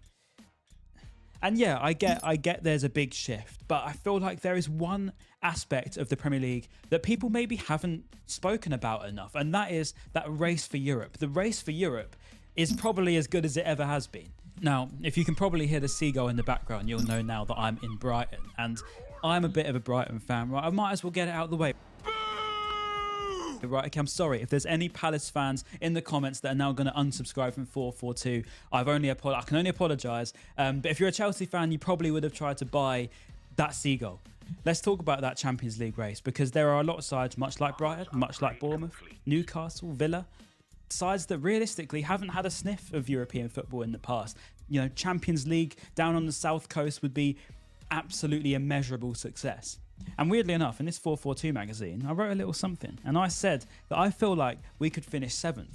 And currently here we are, sat in 7th, and I feel like we could be better off. I can agree that expansive football, maybe the football that we've been seeing, particularly tactically over the last few years, has definitely shifted. I mean, even not just on a European standpoint, but I feel like from top to bottom in the Premier League, teams aren't really taking that pure football, that Pep Guardiola football that's inspired everybody into playing really as seriously as they used to. I mean, you see the likes of Nottingham Forest, for example, in that 3rd position, which they completely deserve, by the way, and absolute hats off credit to them for exactly how they've done it. But they've found a winning formula, and a formula that works so well. And that formula, realistically, is going back a little bit to the old days. You know, pacey wingers, very, very good attackers, someone like Chris Wood who could just bang goals in from anywhere inside that 18-yard box. And then, of course, you've got such a solid defence, counter-attacking football. And, okay, it might not be the most glamorous. As I said, they've got the lowest possession in the Premier League this season at only about 39%. But when you look at how they've done it, you can only say fair enough. And weirdly, you see the sides that maybe have tried to play expansive this season and the sides that try and bring football into the equation. It really...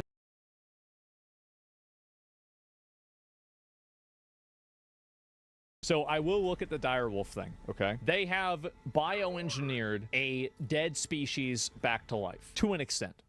Not completely. New mount drop, exactly. The howl of a dire wolf hasn't been heard on planet Earth for more than 10,000 years. That's a long time. That's because the species is extinct, or was. Colossal Biosciences is a Dallas-based company that's using genetic engineering to de-extinct long-gone species. And this is...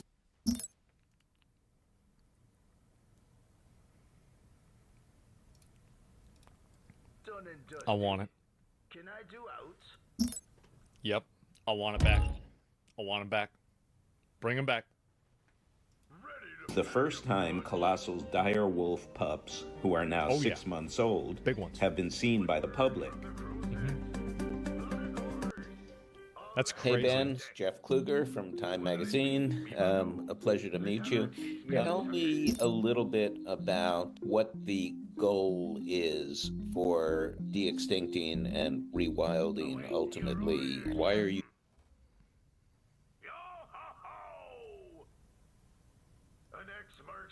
This is another step in making cat girls real.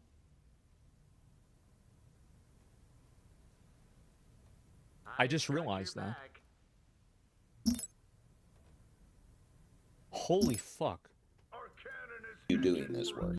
It became abundantly clear that we need new tools and technologies for conservation. And so we thought this was a really cool way that we could create value, create impact, inspire people, and then also hopefully thoughtfully rewild some of these species, which apparently will also have ecological benefits to these different potential ecosystems.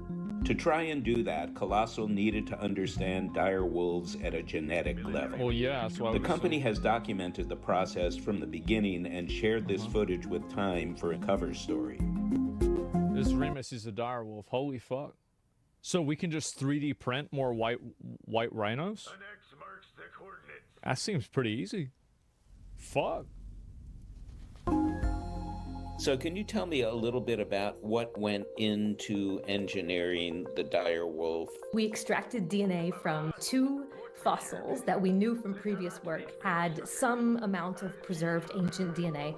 One was a 13,000-year-old bone, and the other was a 72,000-year-old bone, an inner ear bone. We were able to generate 2 genomes, 2 direwolf genome sequences from that, which we then compared to all the other wolves for which there's already been data generated. And when we do that, we want to figure out where it is that these 2 dire wolves are similar to each other, but different from the other wolves that are out there. And so we come up with this list of genes where they're distinct. Now, our goal in the dire wolf project, just like with all de-extinction projects, is to re-engineer the core traits, the core characteristics that made these extinct species unique and able to fill whatever role that they filled in their... See, this is an important thing, is I feel like, I don't know if I fully understand this, but this seems like they're not really making a new version of Super Mario. They're emulating Super Mario on a PC.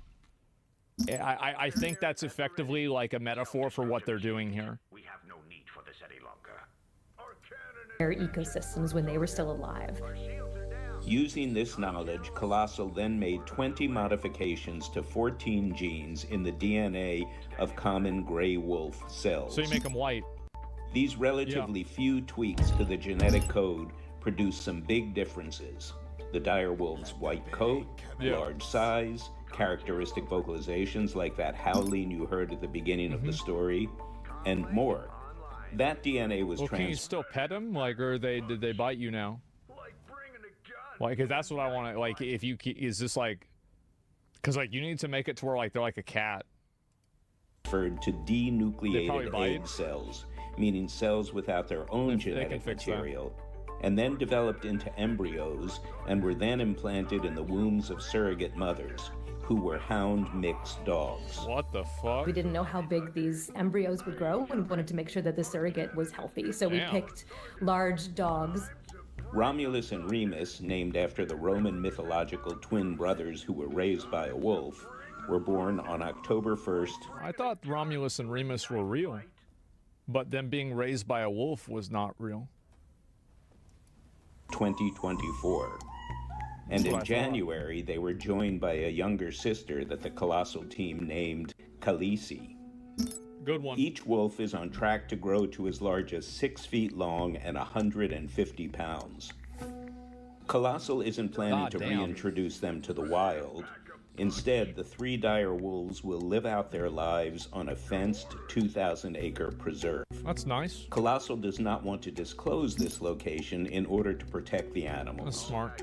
I think these are the luckiest animals ever. They will live their entire life on this protected ecological reserve where they have all sorts of space and they have natural denning environment and they have an inclement weather hut that they can go and hide out in if they need to. They have 24-hour veterinary care.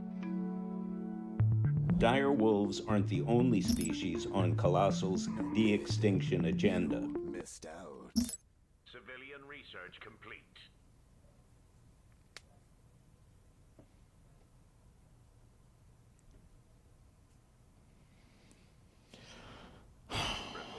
I'm waiting. I've been waiting for a while for this. An American company says it has genetically engineered mice so that they have developed some traits like mammoths. This is, by the way, another link towards the first Cat Girls. This is the beginning. You might not know it, but I think that everybody will realize in time. Small but potentially important step in a quest to eventually bring back the prehistoric woolly mammoth. They hope to de-extinct the woolly mammoth as early as 2028. I wonder what it's going to taste like. The company is also hoping to bring back the dodo and the Tasmanian. Yeah, I heard that dodo birds were like retarded or something, right? So like, won't they just get extinct again because they're stupid? Your influence is noted. Yeah, that's. I think that's what happened, right? Yeah, they're just gonna get. It's gonna get God again. Dodo and the Tasmanian tiger. I don't know if we need this one again. If some of this genetic tinkering feels familiar, it's because Hollywood has been here first. Well, why the fuck? Like, just answer the obvious question. Like, when are we gonna get a dinosaur? Like, I don't care about like fucking like a woolly mammoth. Yeah, it's kind of cool, but it's just like an elephant with fur, right? Like, I mean, where's a fucking Tyrannosaurus Rex? And spoiler alert, we all know that didn't end well. No, it would end. No, bro. Like, you literally just just use a rocket launcher. Like, have you ever played Turok? You can easily beat these things. It's easy. Like, these guys lost to a rock. So naturally, bioethicists have some concerns. When you're playing with nature, nature usually wins. Nature is much more complicated than the ability of our brains to understand it. That's true. Genes do many things. There may be a lot of unintended consequences. Let's say we alter a gene to make extra hair or to make it burn metabolism more, burn fat more. Those genes may do other things in ways that we just don't even understand. So we may create animals that have lots of medical problems. If we start tinkering with genes, we may create a super mouse, a super rat that kills all the other animals around. That's to be fair, that's an extremely good point that he's making, and it's just he's basically making an artificial invasive species argument, which is I think that of course. But the team at Colossal says their mission to restore extinct species is also about stopping the disappearance of endangered ones today, as experts predict Earth will lose 30% of its genetic diversity by 2050. Wow. Colossal has used techniques learned from the Dire Wolf Project to clone 4 red wolves, a small but important... That's not red. What are you talking about? ...step in fortifying that endangered species. Or they think we're stupid? The 4 new wolves could help inject fresh DNA into the red wolf gene pool, which currently suffers from a so-called genetic bottleneck, the result of too few individuals carrying too little genetic variety to keep the species healthy. Yes, it would be really amazing to see a mammoth. It would be great for the habitats of Tasmania to have a keystone predator reintroduced into that ecosystem. But the tools that we're developing on the path to these species have immediate application to species that are not yet extinct. A future that is both biodiverse and filled with people. We should be giving ourselves the opportunity to see what our big brains can do to reverse some of the bad things that we've done to the world already. There's a huge need to help prevent animals from becoming endangered and going extinct. We need to spend more money on conservation. Particularly now, there's a lot of threats that lands that we have as national parks and as preserves are going to be used for drilling oil, for instance. I wonder if they could have one of these that like Torrent, you know? Because like, if you took one of these and then you like put it together with like a goat or a horse, you could probably have like Torrent like in Elden Ring. And probably like a goat, because goats can jump, right? And so there's a lot of habitats where species now live that are going to be under threat. So, and there's not enough money to help with conservation efforts. Will there be a next generation of direwolves naturally is not known yet? Well, yeah, obviously.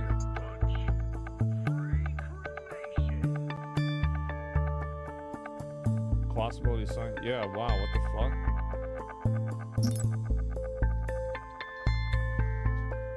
Okay, so like, how the fuck did you go through this and not talk about dinosaurs? Like, this is really cool. It's definitely cool that they have these dogs, right? Like, these are really cool. But like, where are the dinosaurs? That's what we need to know about, right? They didn't explain like when they're gonna happen, right? Because like, that's what I'm wondering is like, when are the dinosaurs gonna happen? Like, you have these as well, right? I mean, you can go and look at this one, right? Like, you got plenty of these dinosaurs right here, and like, you're telling me the best that you can do is the dog? No, man. Like, I think we could do way better than that. What about a long boy? Yeah, like, I mean, we get plenty of long boys here. Like, what about them? Like, you got so many of these. It could happen. Baby steps. I know. But I want it to happen. Dinosaurs can't happen because the DNA is gone? Nah, just do it. Just do it anyway. Like, they can just make it up. Like, you know what they look like. I mean, fuck. Just go ahead, put them together. Yeah, make it happen. Why not? And like, you look at some of these dinosaurs, look at that. That would be crazy, bro. Like, we need a Triceratops. That's the main one that I want. And if you could have those, I wonder if you could ride them. That's the big question, right? It's like, if you could ride a Triceratops, that would be fucking crazy. I would love that.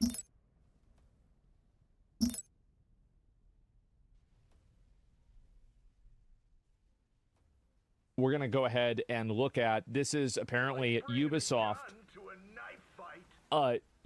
Ubisoft has fucked up with this so bad that the Japanese Prime Minister is talking about it. It's being discussed in their parliament. Oh my God. Japanese Prime Minister Shigeru Ishiba is not happy about Assassin's Creed Shadows. Let's watch this. この今言ういわゆる朝栗問題ということについてお伺いしたいんですが。Did you hear that? He said Asakuri issue, meaning we Japanese keep on talking about this all the time. Yeah. So Asakuri issue, he didn't explain about Asakuri issue, right? Because everyone knows. Oh, so he's basically what he's saying is that it's so well known he doesn't even need to explain it. Yeah, okay. 3月20日にですね、発売予定のフランスの UBI ソフトの株式会社制作の Okay, well, this also kills my theory that it was actually them discussing live streaming, because he's discussing Assassin's Creed explicitly, right? So it actually wasn't about live streaming. This is actually about Assassin's Creed. That's what this is about. ついてなんですけど、海外で戦闘プレイの動画が early gameplay videos have already popped up on YouTube. I watched them, それを背景 and に here's い what た I します saw. と That video that went to really viral.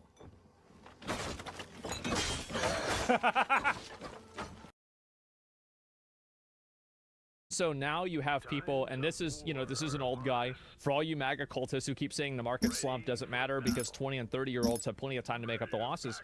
Seriously, what's your answer to people who are retiring now who thought that they were good until your guy fucked it up? What's your answer? Tough shit? Yes, my answer is tough shit. Just like your generation's answer to millennials and Zoomers who are unable to get a job, buy a home, and start a family and save for their own retirement was tough shit.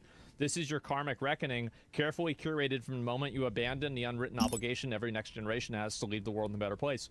This is a very, very common sentiment from young people, that they have a huge resentment towards boomers and older people for not relinquishing some degree of control over the economy or not making the economy better for them to grow up into, right? They fucked us, exactly. You stole our jobs, stole our houses, you stole our pensions, you stole our rents, you stole our futures, and you made the world indefinitely worse for us in every single way. Also, you could have a boost to your portfolio and spend historically unprecedented 20 years at the end of your entitled lives sitting on the beach in Florida.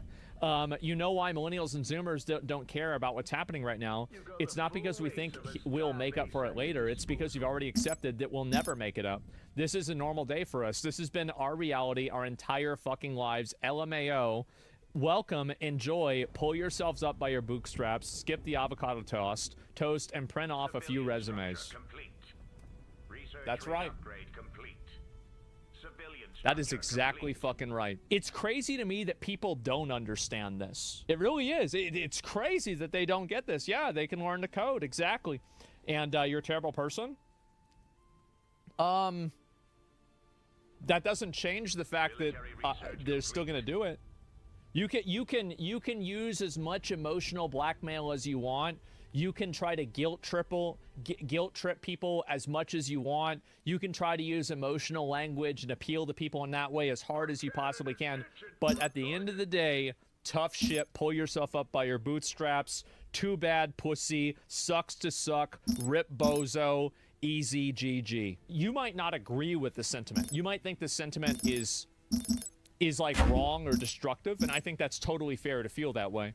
But in some ways it's true. But if you don't understand it, it's a very big difference. You can understand something without agreeing with it. If you can't understand this and where this is coming from, you have left the realm of reality. You have. Millennials going to inherit the most wealth in world history from our parents? Yep, that's right. And yeah, they will care when prices skyrocket and people are paying $15 for a cup of coffee. People are already paying $15 for a cup of coffee. See, like you can't make this like argument to fear of prices going higher. Do you know why you can't do that? It's because it already happened. It already happened. So you can't go and say, oh yeah, well, prices are going to get a lot higher. They just got higher in COVID, and we all did what you told us by wearing masks, taking the vaccine, and socially distancing. And then what's the reward for it? The price hikes for COVID stayed after COVID, and they got worse. And you expect people to just keep playing the ball? Absolutely not. Yeah, we did. Yes, a lot of people did. What are you talking about? We can't complain? Oh, people can complain. I'm just saying this is the way it happens, right? It's turning into a numb feeling. Yeah, the answer is at least you get to retire. I'll never retire. Us terrible people really don't care when somebody calls us terrible either. Exactly. And this is what's going to happen. Looks like the tables have turned. I'll read a few comments about this too real quick. And Skip Davakos, most realistic and hilarious thing I've read lately. Can't how many times you just pull yourself up by your bootstraps and don't let your work boots get called. Literally every financial advisor tells you to move money out of stocks and into risky investments if you're near retirement. Yeah, of course. The Tunskin Rod, the motherfucker from Orbit. Yeah, their houses all went up in value over 5x in the last few years, and their stocks are already 5x from 2000. No one gives a shit. Yeah, exactly. And this is all why people can't afford food. And your retirement's not ruined because the market pulled back to the level it was 1 year ago. It's because you accepted we'll never make it up. Hit me so hard. Financial advisor asked me when I'd like to retire. Last year I laughed. Retirement, what's that? Was my response. Yeah, middle class screaming at the working class for not giving a shit about the middle class, a winning strategy. That's it. And so this is what's going to continue happening. And I think that it will continue to get worse. And there it is. Those of us who invest in property and kids can retire poor. Maybe. For them, a house was an inevitability. To us, it's a distant dream. There are a lot of guys that are like my age, because like I have a lot of friends, obviously, that are streamers. And the fact is, like, many of my friends are, you know, they have actually very good jobs now. But some of them not necessarily as much. And for the ones that I know that don't have as good of a jobs, like, they can't even afford to buy a house in the neighborhood they grew up in. And I think this is a very, very common sentiment that a lot of people have in America now. And how many of you guys have had like a similar paradigm, a similar phenomenon to this as well, right? Many, many people, right? And so poverty gets more expensive the longer it gets to you. Being poor is expensive. That's a really good point. And that's true too. A lot of my friends, Austin, Texas, received like a huge like housing demand increase, right? Because there's a lot of tech jobs here, people are moving here, it was getting really, really popular. And so the price of housing like went up by like 2 or 3x in a matter of like less than 10 years. And so all of these people that were going to be able to buy a house, now they have to live outside of Austin and drive in for like an hour to work. And they're pissed. They're really pissed. Welcome to class warfare, baby. I've been waiting for it. I'm over the race wars, wars over oil, and wars over other men's ideas. Class warfare is the one they've been distracting us from. Yes, I actually do think, and this is something, I find it to be kind of ironic, because all of the, all of the communists and all of the LARPers on social media have been talking about how much they want a revolution and a class war. Guys, I'm telling you, like, this absolutely, like, the stock market crashing and destroying the stock market is absolutely a class war. It 100% is a class war. Like, people that have these stocks and all their money is invested in this shit, this will massively disproportionately affect them. And yes, it will have trickle-down negative effects, but these people will fall way farther than you will. Because really, a lot of the people that are falling that far, or that aren't going to fall that far, it's because they can't. They're already too close to the bottom to begin with. That's it.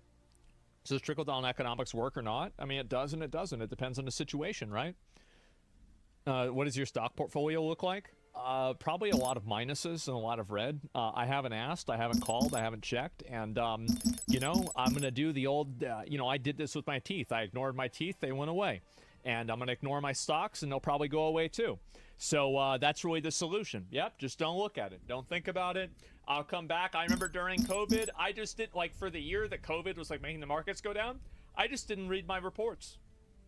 Yeah, I just didn't read them. And, like, I saw them, I was like, okay, wow. Well, that's, oh, damn. Well, that's the way it is.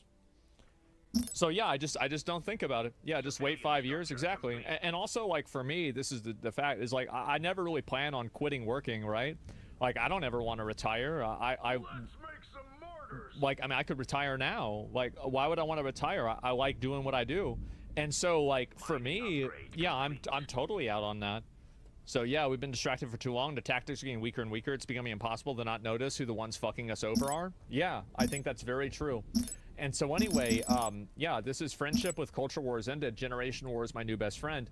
Well, this is just another version of the Culture War, but it's a much closer shade of color, closer to a class warfare than people complaining about, like, you know, trans or something like that, right? And we millennials have already lived through 3 once-in-a-generation worldwide economic crises and several other once-in-a-generation canonic events. Yeah, it's not that big of a deal. And so if you're 60, you're probably investing in S&P was at 300, not 4,800. I'm in my 20s. I'm extremely happy the market is down. Now I can buy stocks and sales. It's a once-in-a-lifetime opportunity for us. Yeah, I think so too. And I think that's the way a lot of guys feel.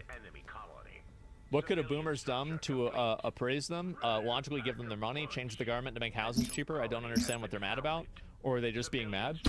I think that there's a lot of things. I feel like a big component to it is that boomers did not really move out of the job markets in ways that allowed millennials to gain upward mobility in different types of corporate structures and different types of business structures. So basically, like, the power didn't really change hands in the way that I think that people grew up and expected it to. And some of the reasons for that are, I mean, I think there's a lot of reasons, right? You have, you know, science and medicine is better now, so people are able to work longer. You have the fact that maybe they didn't have enough money to retire. Like, there's a lot of reasons for why, but ultimately that's what it is. Ready to pack a punch. You got the full weight of a star base at your disposal. Dragon Age: The Veilguard, the game that people insisted and ensured and promised that, yes, in fact, let me go ahead and look at this this tweet. This is a really funny tweet. Wait, he deleted the tweet?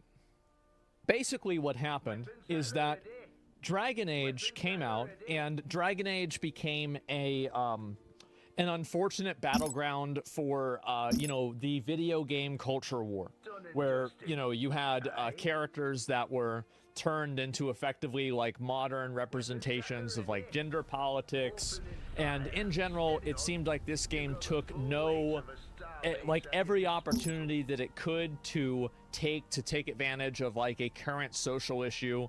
It did that in spades. And I played Dragon Age a lot. And so when I'm talking about this, I didn't finish the game, but I played it for 135 hours. About half of that probably was me just leaving the game on overnight. But I went through pretty much every character, companion, full storyline, and I almost completed the main story, but I didn't finish it out. So basically this game came out, and it came out to raving tremendous reviews. Everybody was saying this game was going to be insane. But anyway, so Jason Schreier made a tweet when the game came out, and he said, "Go woke, go oops, top the charts." And this was to make fun of the people who were talking about how like, oh, this game being woke is going to kill the game, and it's going to be, oh, this game's going to be unsuccessful, right? Well, so actually, I actually don't like the game very much, but I do like seeing you chuds get dunked on. And so Jason Schreier, unfortunately, was captured by an ideology and decided to leave the element of reality. And unfortunately, we're snapping back to reality today. The sales for this game were 50% of what they were expected.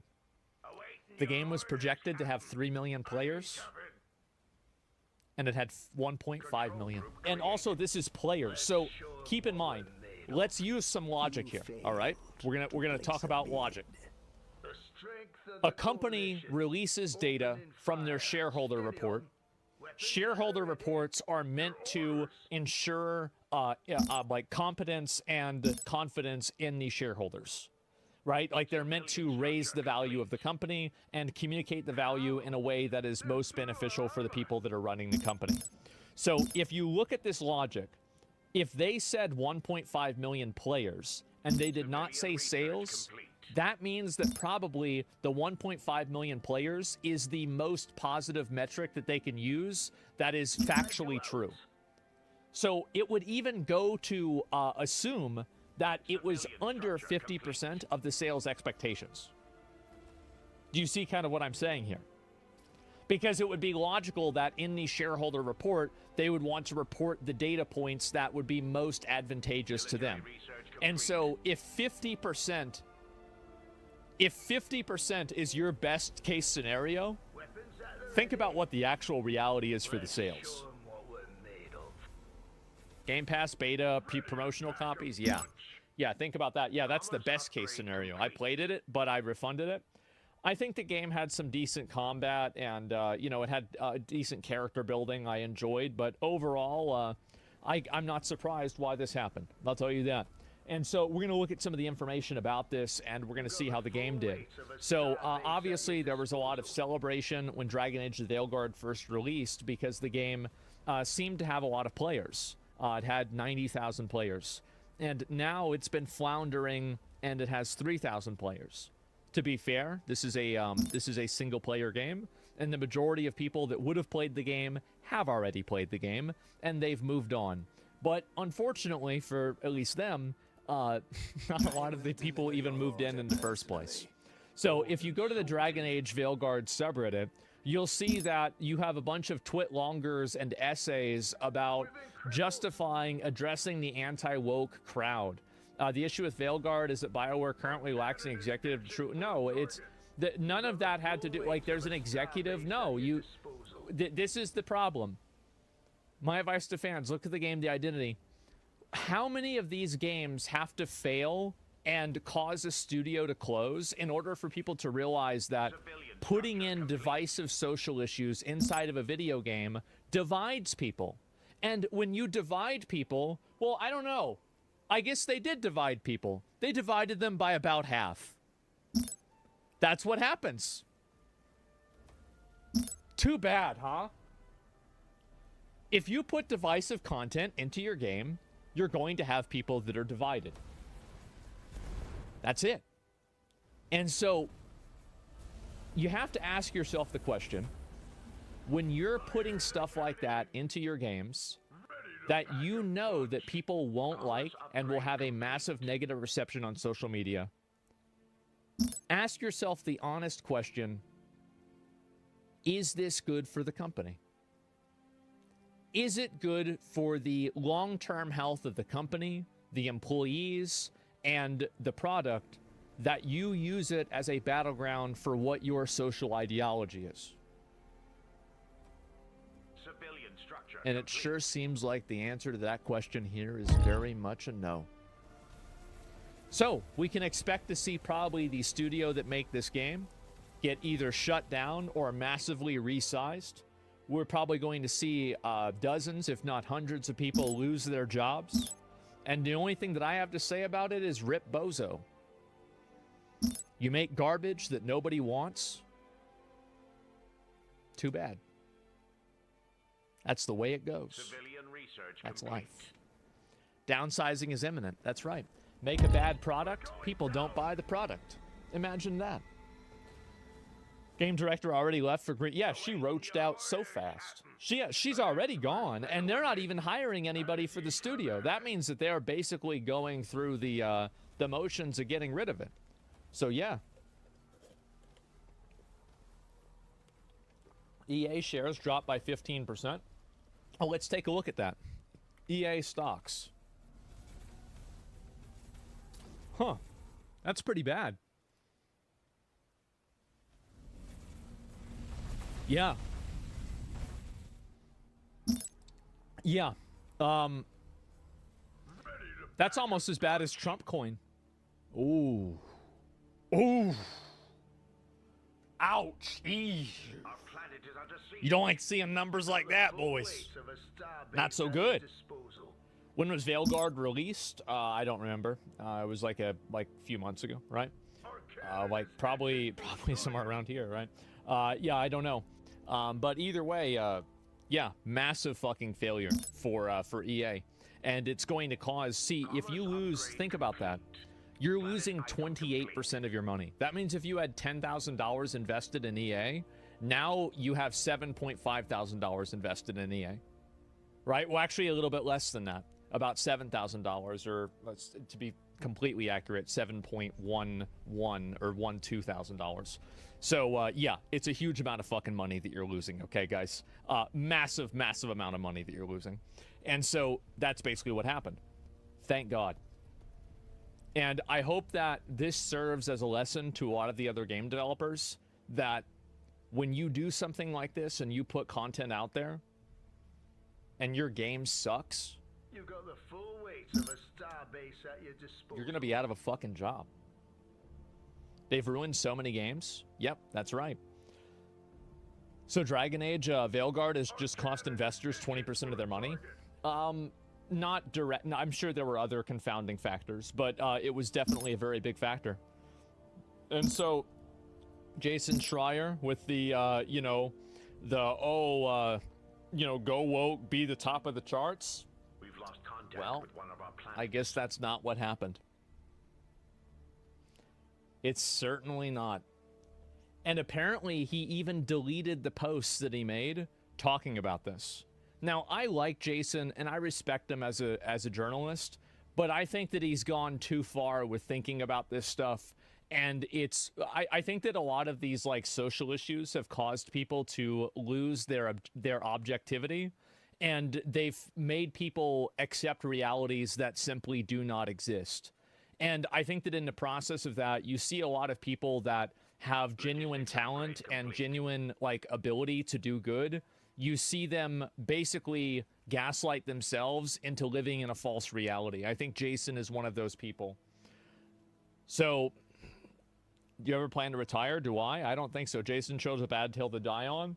Yeah, well, it's not him that's dying on it. It's Dragon Age, and it killed itself.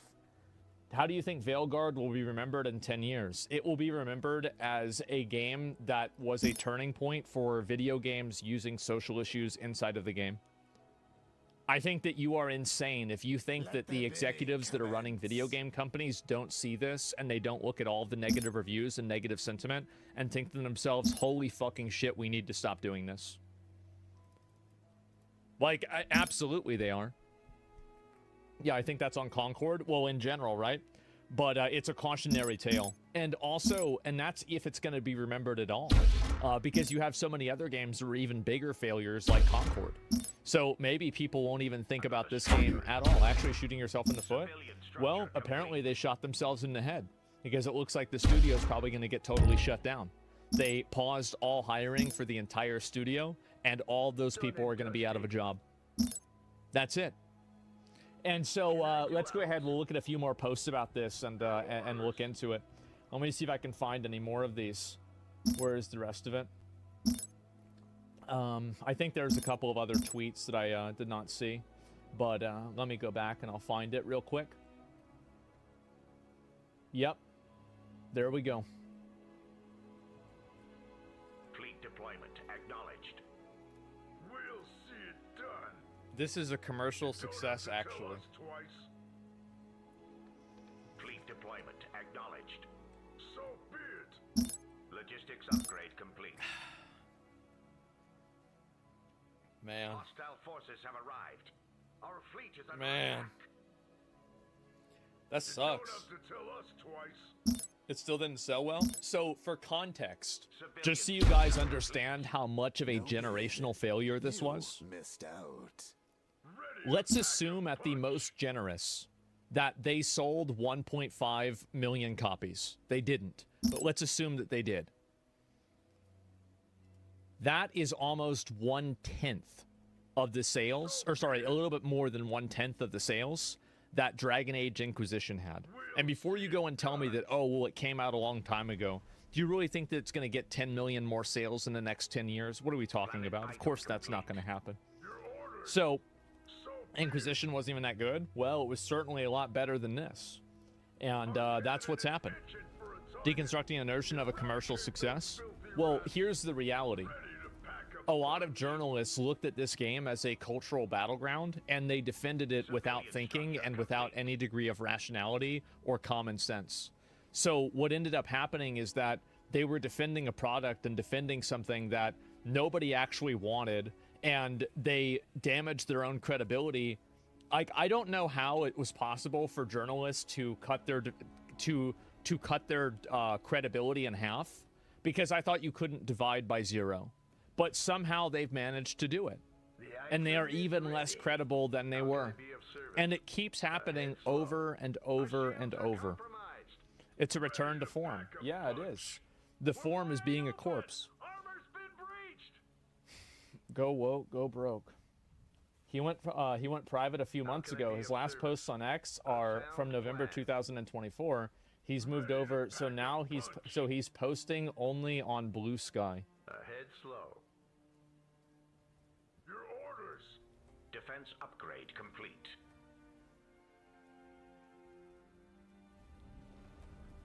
Shields are down. We'll destroy every last one of them. So be it. Eradicate Well, those filthy rats. We'll destroy every last one of them. there it is. Put the laughter in slaughter. We'll destroy I don't know what to say. every last one of them. It's so fucking funny. So funny to me. He roached out of Twitter, man. He did. I gotta get out of here quick. Yeah, EA, and to be fair, I think he did report on this himself and talk about it. I'd have to go back and look and see. Yep, no longer on Twitter. Military structure complete. Armor down. Man. We're taking direct hits now. What's he saying on Blue Sky? Laughter and slaughter. Let's make Nothing. some Guys, it didn't happen. We'll destroy every This is free real estate for me. I love it. I do too. I think this is amazing. Because, and I also want to say, and this is absolutely me talking about the fact that I was right about everything. This was my original numbers for sales. And the number that I used for my estimation for how many copies this game sold was exactly accurate. And do you know why? By the way, do you know why I was able to do that? I'm not a wizard. I don't have a crystal ball. I don't have a Palantir. I can't see the future. But I know how data works. And I know how to extrapolate data and expand it based off of a representative sample. And if you've taken, I don't know, 2 classes in college, fuck, I'm pretty sure high school has a class in this. It's so easy to do. It's so simple. And people were giving each other the runaround because nobody can do math. It's embarrassing. Then apply common sense. Yes, of course. You base too much on SteamDB? Well, if I base too much on SteamDB, and I've been accurate with every prediction that I've made based off of SteamDB, shields down. We should take a base of I don't think that I do. I got lucky? Well, man, I sure do get lucky a lot, don't I? You were being honest, they weren't. That's true. And that's also, see, you know what? That's the bigger point. And I don't even think, there's a really, you bring up a very, very good point. I don't think Jason Schreier and a lot of these other people that were defending Dragon Age the Veilguard are stupid people. I think that they are intelligent people, but they just have goals that are not the same as mine. So when they can't see the truth, it's not because they can't see it, it's because they won't see it. They don't want to see it, and they don't want to accept it. So that's the real reason. Yeah, money speaks. Yeah, exactly. Like, and that's it. That's really what's going on. It's not that they can't do the math. I think that they probably had to have known this, but they just went with it and they towed the party line. And hey, it looks like they're sinking. That's it. The goal is being Access Media. No, I think that there are a lot of journalists and a lot of people that have infested entertainment media that view their position in entertainment media as a responsibility of being a proliferator of an ideology. So they are trying to put forward an ideology to everybody. They want everybody to think the way that they do. And so what they do is they take instances of that ideology like existing and they make it look like it's better than it is. This game got a 9 out of 10 from IGN. Amazing. Guys, I think we really need to sit down and have an evaluation of who's writing and who's making these decisions. Because this is so distorted that, and I hope IGN hears what I'm saying here. IGN is probably the best gaming website right now on the internet. I think IGN has a lot of problems, but it's the best one. You are taking your credibility and somehow you are dividing it by 0, and it's working. If you look at these different websites, actually, I'm not going to pull it up on Google Trends. Every single one of these gaming journalism websites is totally fucking dying. And they are like at 10% of the relevance that they had 10 years ago. I'm not even kidding you. You can look it up and check the trends for yourself. Look at Polygon, Kotaku, IGN, any of them, PC Gamer, etc. You guys need to stop pushing bullshit. Because pretty soon there's not going to be anybody left to push bullshit to. And it's happening. Every single one of these times where you review a game and then the game is bad and people don't like the game, you know what happens? People take you less seriously and they think that you're stupid. Do that enough times and people stop listening. Here's the big thing that I think a lot of people need to understand. Do not put divisive political issues in video games. Your opinion of what is divisive is not relevant. What people's opinion of what is divisive is relevant. Anyway, so this is what's happened. Dragon Age Veilguard was a colossal failure. A massive... I do think that people will look back on this and say, man, maybe we shouldn't make games like that anymore. Channel open. We're underway. Our shields are down, Commander.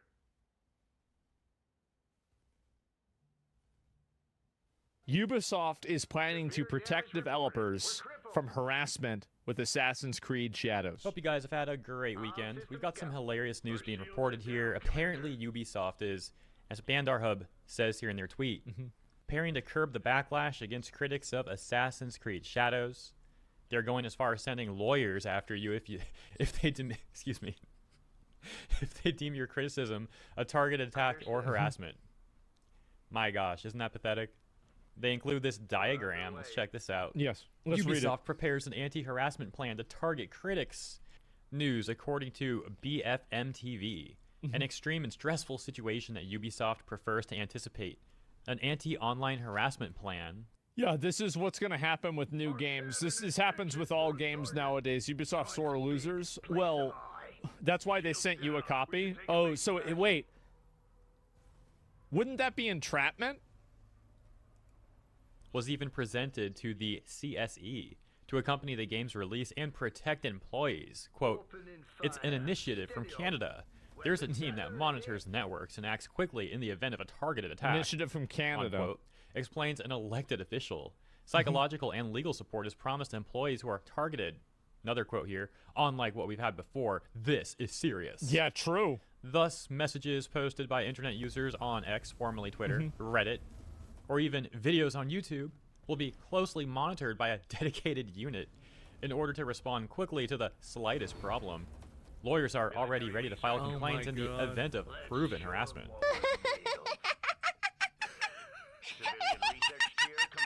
So yeah, the thing is that, and this is the problem that I have, in essence, I agree with this.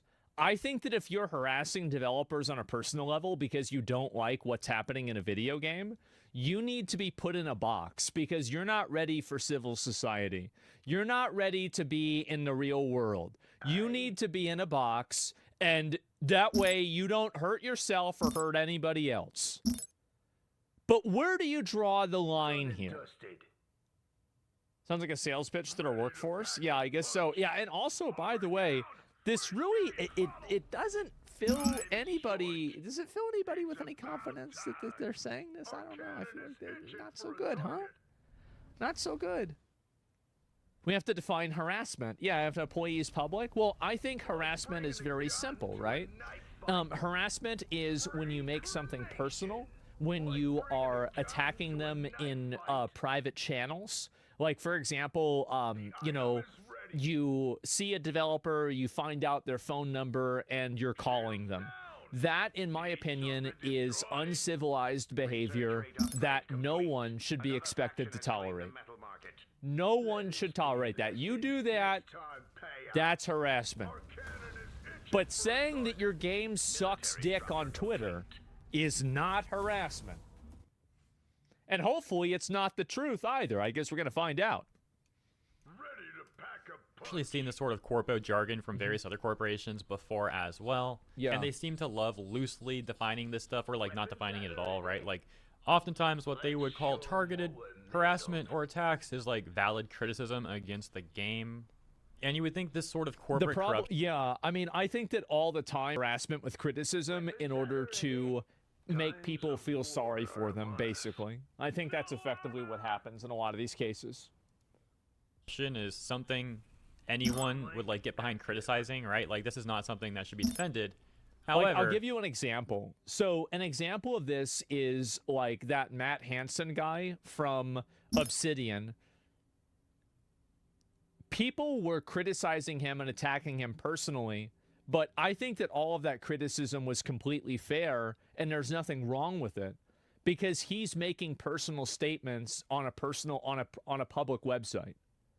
If you're making public statements on a public website and then people come back and they say, wow, these statements are really stupid and it sounds racist for you to say this, that's not harassment. It's not. At all. He came out, was done publicly? Yeah, exactly. Activist outlet The Gamer apparently is taking Ubisoft's side on this one. Well, they have write, to. Ubisoft reportedly has a plan to protect devs from harassment when Assassin's Creed Shadows launches. With the bullet points, Ubisoft reportedly has a plan in place to protect devs from abuse after Assassin's Creed Shadows launches. Devs are apparently already being told to be cautious on social media, and Ubisoft is also said to be... Yeah, that's probably a good idea. I think that the video game industry has a huge problem of these like weird, like completely socially captured like identity politics zealots that are now in video games. And Ubisoft doesn't want to have like what happened to Obsidian happen to them. They don't want to have one or two of their employees that has like these extreme weird views go out and just start fucking saying this from the rooftops and now everybody's mad they don't like your game. That's not just a video game industry? Yeah, but I'm talking about video game industry. When you put them in a box? Yeah, no, for sure. And one dude killed Avowed? Okay, but when will that put you in a box because you're talking about a game? Well, if you are invading a person's personal space and harassing and stalking them, and in some cases threatening them, this is something that doesn't have anything to do with video games. So criticism of a video game is very different than personal harassment. Like, it's that simple. Collaborating with a Canadian government agency is combat online abuse. What? I think they meant to combat online abuse, not is combat online abuse, but who knows with these people. Yeah. Furthermore, they actually write, like the full article here, they say, it's hard to imagine that morale has been great at Ubisoft since Assassin's Creed Shadows revealed. I bet. The first trailer was released last spring, and since then, the game has been hit with delays, and the studio has faced layoffs. But of course, the main story surrounding Assassin's Creed Shadows is the backlash, as the anti-woke/DEI/whatever it's called now movement made the game its latest target. This was all because By the way, this isn't limited to games like AC Shadows. GGG dropped all communication because players went too far. Yeah, exactly. And this is and the problem is that this is so it's like that meme. The worst person you know made a great point. I think that's the situation here. I actually support Ubisoft in this, but the question is always to what extent will this be used? One of the game's protagonists. While critics say that they take issue with Shadows referring to Yasuke as a samurai, it doesn't take a lot of looking to find violently racist imagery and language being used towards the game and its depictions of its black protagonist. The backlash was intense, with Elon Musk joining in on the hate. So, let's pause for a second. There's been a lot of critiques towards this game for various reasons, including even the architecture apparently being more Chinese than Japanese. And it's not hate entirely. Like, there are some people that just disagree with you. Like, they might not like what you're doing. That's not necessarily hate. Can you clarify this situation with like Dragon Age Veilguard? Foggy on Witch Game at senior devs getting on his soapbox. Do you think these scenarios are different or similar? Sure. With Veilguard, any of the criticisms of the only person who was outspoken in Veilguard was Corinne Bush, which was the like one of the main directors of the game. And I never said that it's this person's fault. I never harassed them. I said they did a bad job because I think that they did. But other than that, who gives a fuck? I think that it's such an obvious difference whenever you're talking about harassment versus criticism. Including people who even tried the game out already, criticizing how clunky Yasuke felt to play, and or that he also just made the combat like way too easy. It's like easy mode. Those are just a few examples. But hey, to the activists over at The Gamer, of course they want to try and manipulate a narrative around this whole thing. I also love how journalists and other modern audience type of people, etc., constantly try and act like DEI is something that like gamers made up, when we're just using the terms that corporate... Yeah, that's exactly right. And I've noticed this a lot, is that they use DEI as if it's like this fake boogeyman, but they were the ones that, like, they created the term. Yeah, they created it themselves. Those literally made. You have literal corporations and government agencies using this term, and then when people start talking about it in the public, suddenly, whatever they're saying, DEI, woke, whatever. It's like, bro, we're literally using the corporate terminology. And you would think that these activists at The Gamer would agree to criticize corrupt actions from corporations, including this whole, like, new policy that Ubisoft is apparently implementing to protect Assassin's Creed Shadows from critiques. But no, to these activists, just because gamers are critiquing Ubisoft, they decide they want to stand with the corporations, with giant corporations. Yeah, wonderful activism, isn't it? Continuing, they say. Well, it's because they're aligned with it, because the journalists get the same type of criticism as well. But a lot of these journalists do the same thing, is that they write articles that are misleading, slanderous, untrue, or just a lie in one way or another. And then they act like they're getting harassment when people are saying that you're a liar. That's what happens. I think that happens a lot. It's super common. Another typo? What is this? Now it seems that Ubisoft, prepare for this to even get worse at launch. As reported by Tech & Co., spotted by Reset Era user Arabedo, Ubisoft is said to have implemented a plan to protect its devs as we approach Shadow's launch. Big plan. This reportedly includes offering psychological and legal support, and is part of a Canadian initiative against online abuse. Fortunately, this is something why I don't want them to be a state. Have to account for now. Of course, the attacks have been going on for some months now. We're advised not to post on social media that we work at Ubisoft to avoid harassment, says one Ubisoft worker quoted in the report. As part of this, Ubisoft is said to be working with the Canadian Communications Security Establishment and has drafted up a plan to combat harassment. It's an initiative from Canada. There's a team that monitors networks and acts quickly in the event of a target attack. Unlike what we've had before, this is serious. Assassin's Creed Shadows launches on March 20th. We'll have to wait and see where it lands with fans and critics. Oh my god. Time to bring the thunder. I just don't think the strategy of demonizing your audience is gonna work. I don't. I feel like that's a pretty bad way of doing things. And also the problem is that, see, this is the issue that I have with this. Because again, I support this in theory. But the problem is that the theory is very often not accurate. They're already saying someone call the cyber police. Yeah, can you even criticize it? Well, for me, yeah, of course. I mean, if I'll criticize it. I mean, like, if they sue me for harassment, then I'm going to live stream the trial, and I'll just, even if they get money out of me, I'll just make the money back with the live stream. It won't matter. It's not going to make won't make a difference. So, like, it doesn't matter. And also, I'm not even Canada.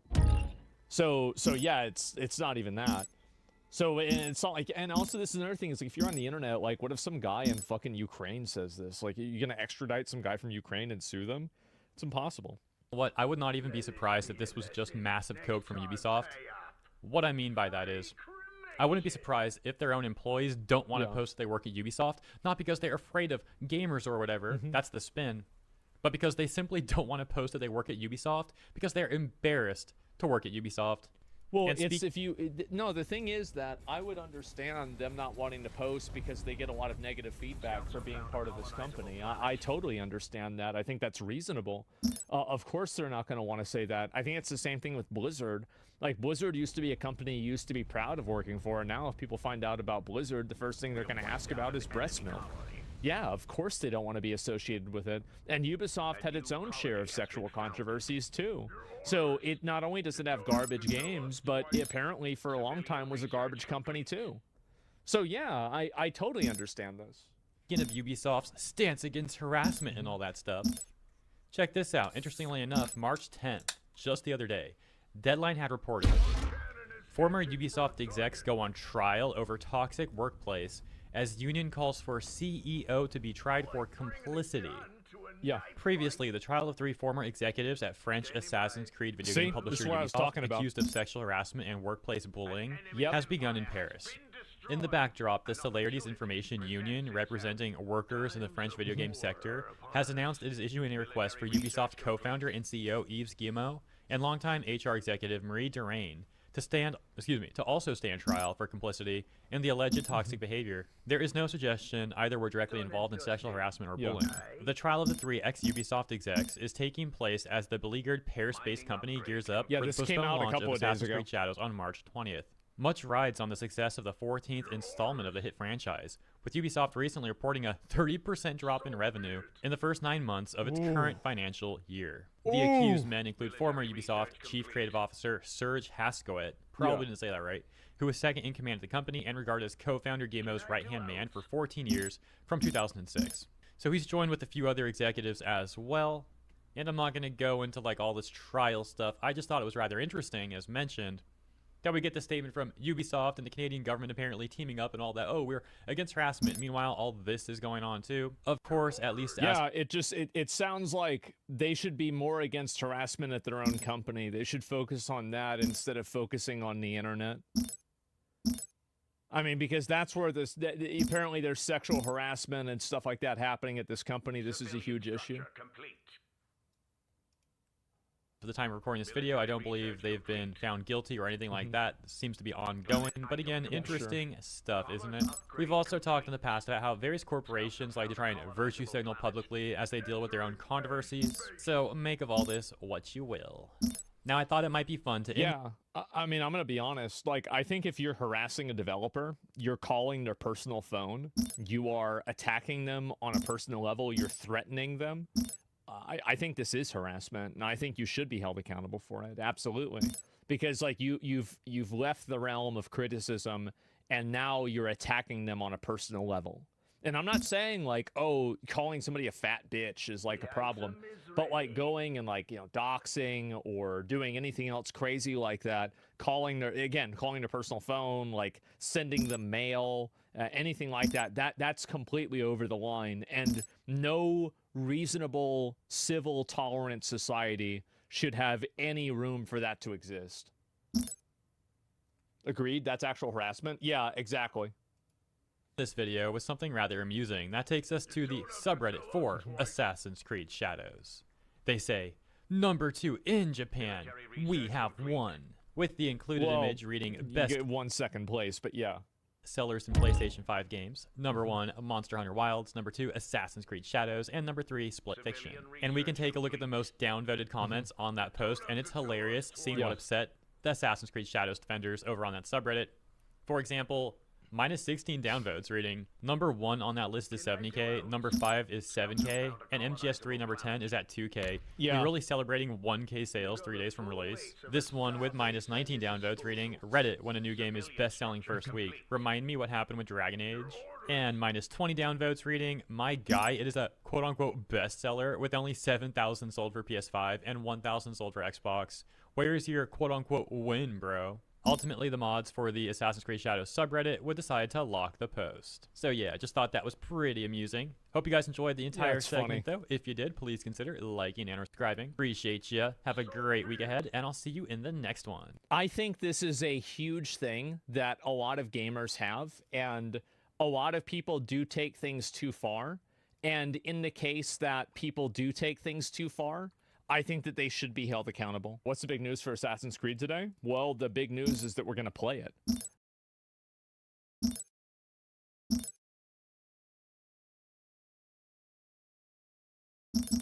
This is the review for Assassin's Creed Shadows. You guys ready? I'm definitely ready for this one. Actually, I'm so ready. I'm going to eat a piece of beef jerky before I even start. Check the like and dislike ratio. Oh my god!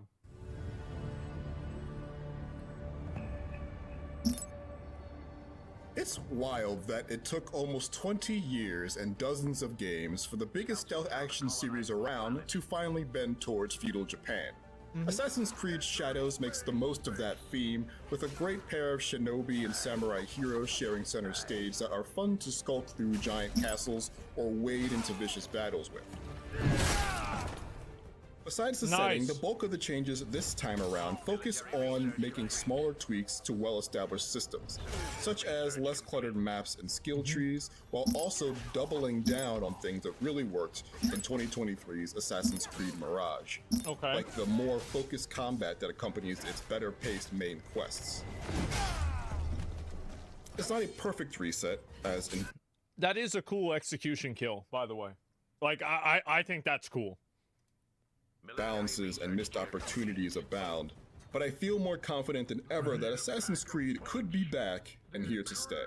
Wow! And once this is done, I will never take up the sword again. Let us get this over with. Like a river in the rainy season, Shadow's story overflows with cliches and tropes. But morally complex intersecting plots still keep the intrigue high, which is the same trick that made Assassin's Creed Valhalla's stories work when they did. I don't think I was particularly wowed by any of the writing on a regular basis, but there are some standout moments of tense reflection and curious happenings sprinkled throughout. I just can't see how, like... I can't see how this came out a week ago. I could see how this came out 10 years ago. But this is really not very good. Like, Yasuke, unironically, is the only character in the game that I think looks visually good and visually well designed. Like, a lot of the other characters don't really look that good. And, yeah, thanks, Obama. I guess so, right? At the Obama... Wait, it is Obama. Wait, what? What the fuck? We just saw Death Stranding trailer? Yeah, exactly. It's not even remotely close. Who is behind these murders? I don't know. The typical Assassin's Creed conspiracy woven into it fits perfectly within the war-torn Sengoku period of Japan too, like a hidden blade snugly in its wrist sheath. It's still a bit too full of go here, do that quests as bridges between major moments, but Shadows is organized in a way that can be enjoyed in pieces and at your leisure without getting too lost between plot points. Almost yeah, like a little bit. How one might enjoy a good book. The leads themselves are wonderful.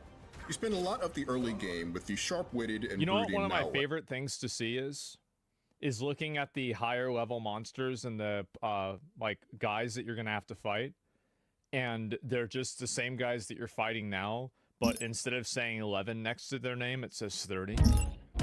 That always really fills me with a tremendous amount of excitement to continue playing the game. Like bringing a gun to a knife fight. Who is among the last shinobi warriors of the Iga clan, a role thrust upon her by tragedy. That tragedy befell her in part by the hands of the charismatic Hulk Yasuke, who is a tireless warrior for justice and peace. When they begin working together, they are frequently each other's most reliable counsel, with different perspectives on the events going on around them. Perhaps in that chance lies the seed of redemption for each of us. Oh. In other words, they truly do balance one another. And while I don't think either one would win popularity contests against some of the other series stars like Ezio or Edward, together they serve as a bright light in the center of a largely dark tale of revenge. Yeah, I don't know why they went with characters like that like people wouldn't really think are cool. Like I think Yasuke is kind of okay. Like Naoe, like, I really couldn't give less of a fuck, man. Yeah. Most of the missions in Shadows starts on the refreshingly intuitive objective board. Thematically, This approach matches the this tone makes of sense. using all of the information you gather to identify hidden members of a secret society trying to plunge Japan into chaos. That makes- yeah, Functionally, sure. the way it organizes outstanding tasks and the people involved is far more useful than the old bulleted quest lists.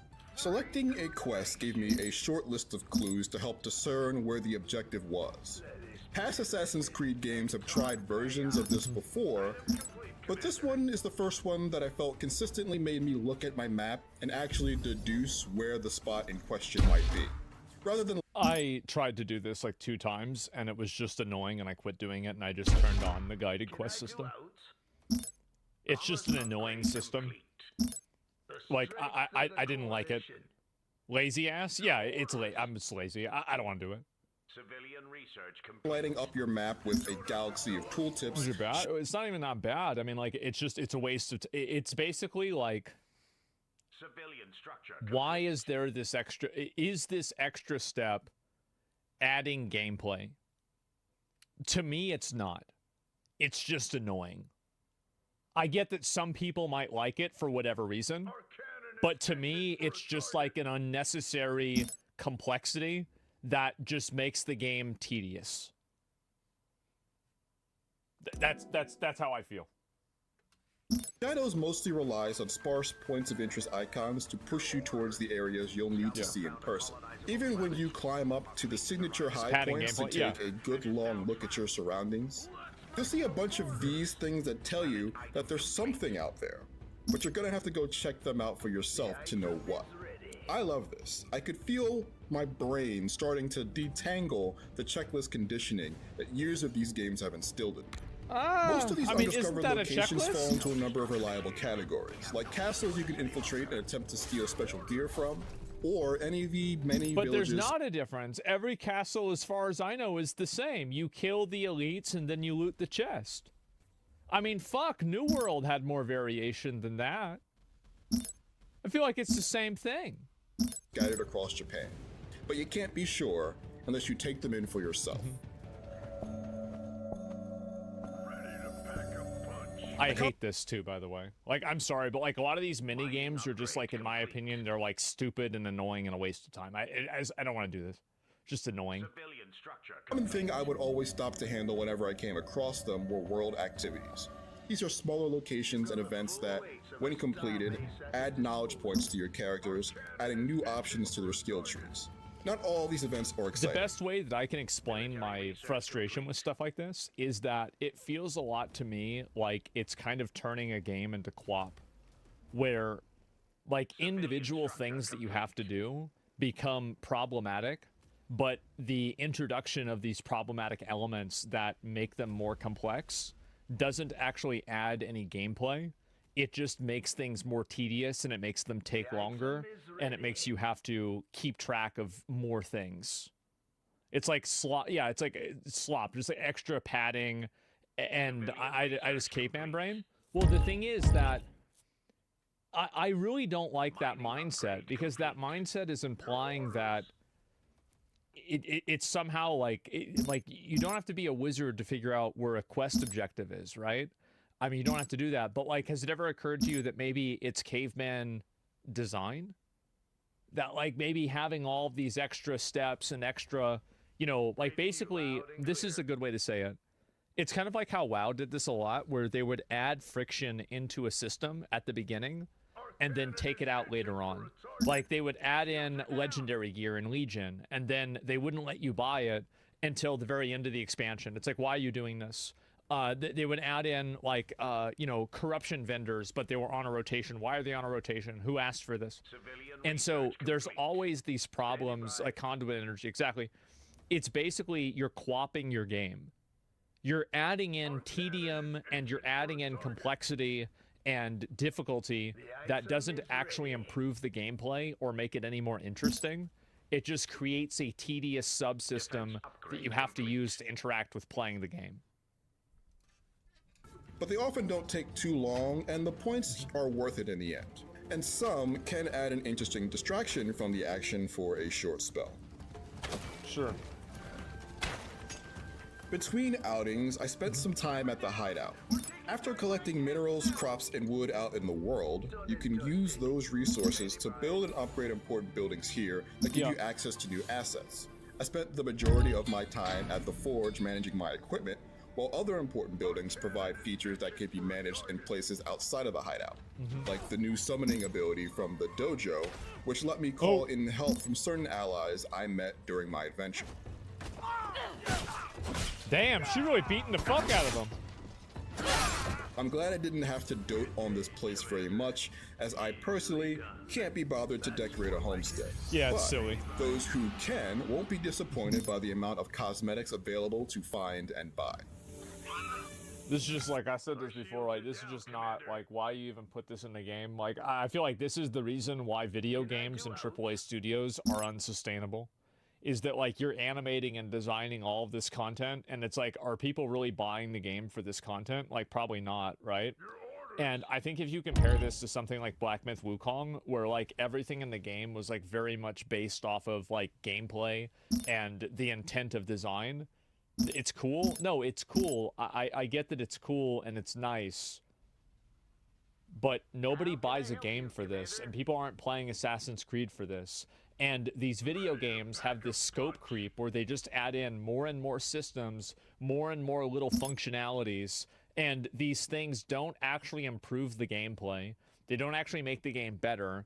They're just little bullshit, like ADHD mechanisms in the video game. It's just bloat. And all of this costs money. This is the reason why they need to have a store in the game. Is that they're adding in these weird functions. Civilian research complete. To speak for yourself? I am. Of course, I'm obviously speaking for myself. But, like, yeah, that's what I think is happening. Compare it to Yakuza. Yakuza is a different game. This version of 1500s Japan is a beautiful place. There's such a symphony of color over every hill and across every lake. Each season brings with it incredible landscapes, sometimes covered in the copper brown of autumn or entombed in deep white snow. The season system in the game is Do you know what these tariffs are doing to my portfolio? Nigel, get Nancy Pelosi on the line. Freak it out, man! President Trump has shaken the world by announcing reciprocal tariffs. Let's check in to see how that's going so far. Investors and traders are enduring a $2.5 trillion vaporized just this session alone. Good evening, and gosh darn it, welcome to We Lied to You News. For tonight, we'll put our most important headlines on hold, like men facing each other for the championship in women's pool, and another trans person winning a dog competition, to focus on the chaos and panic Trump's tariffs have unleashed. Tonight's Trump Tariff Special Report explores: will Trump's unprecedented tariffs guaranteed certain doom, or is it possible they could prove to be highly successful for the US? Well, there's two things you need to know right off the bat. First, this is a very easy question to answer before seeing how it all actually plays out. And second, the more emotional you feel about the topic, the clearer your thinking will be. Starting with, Democrats and Republicans have finally been united in panic.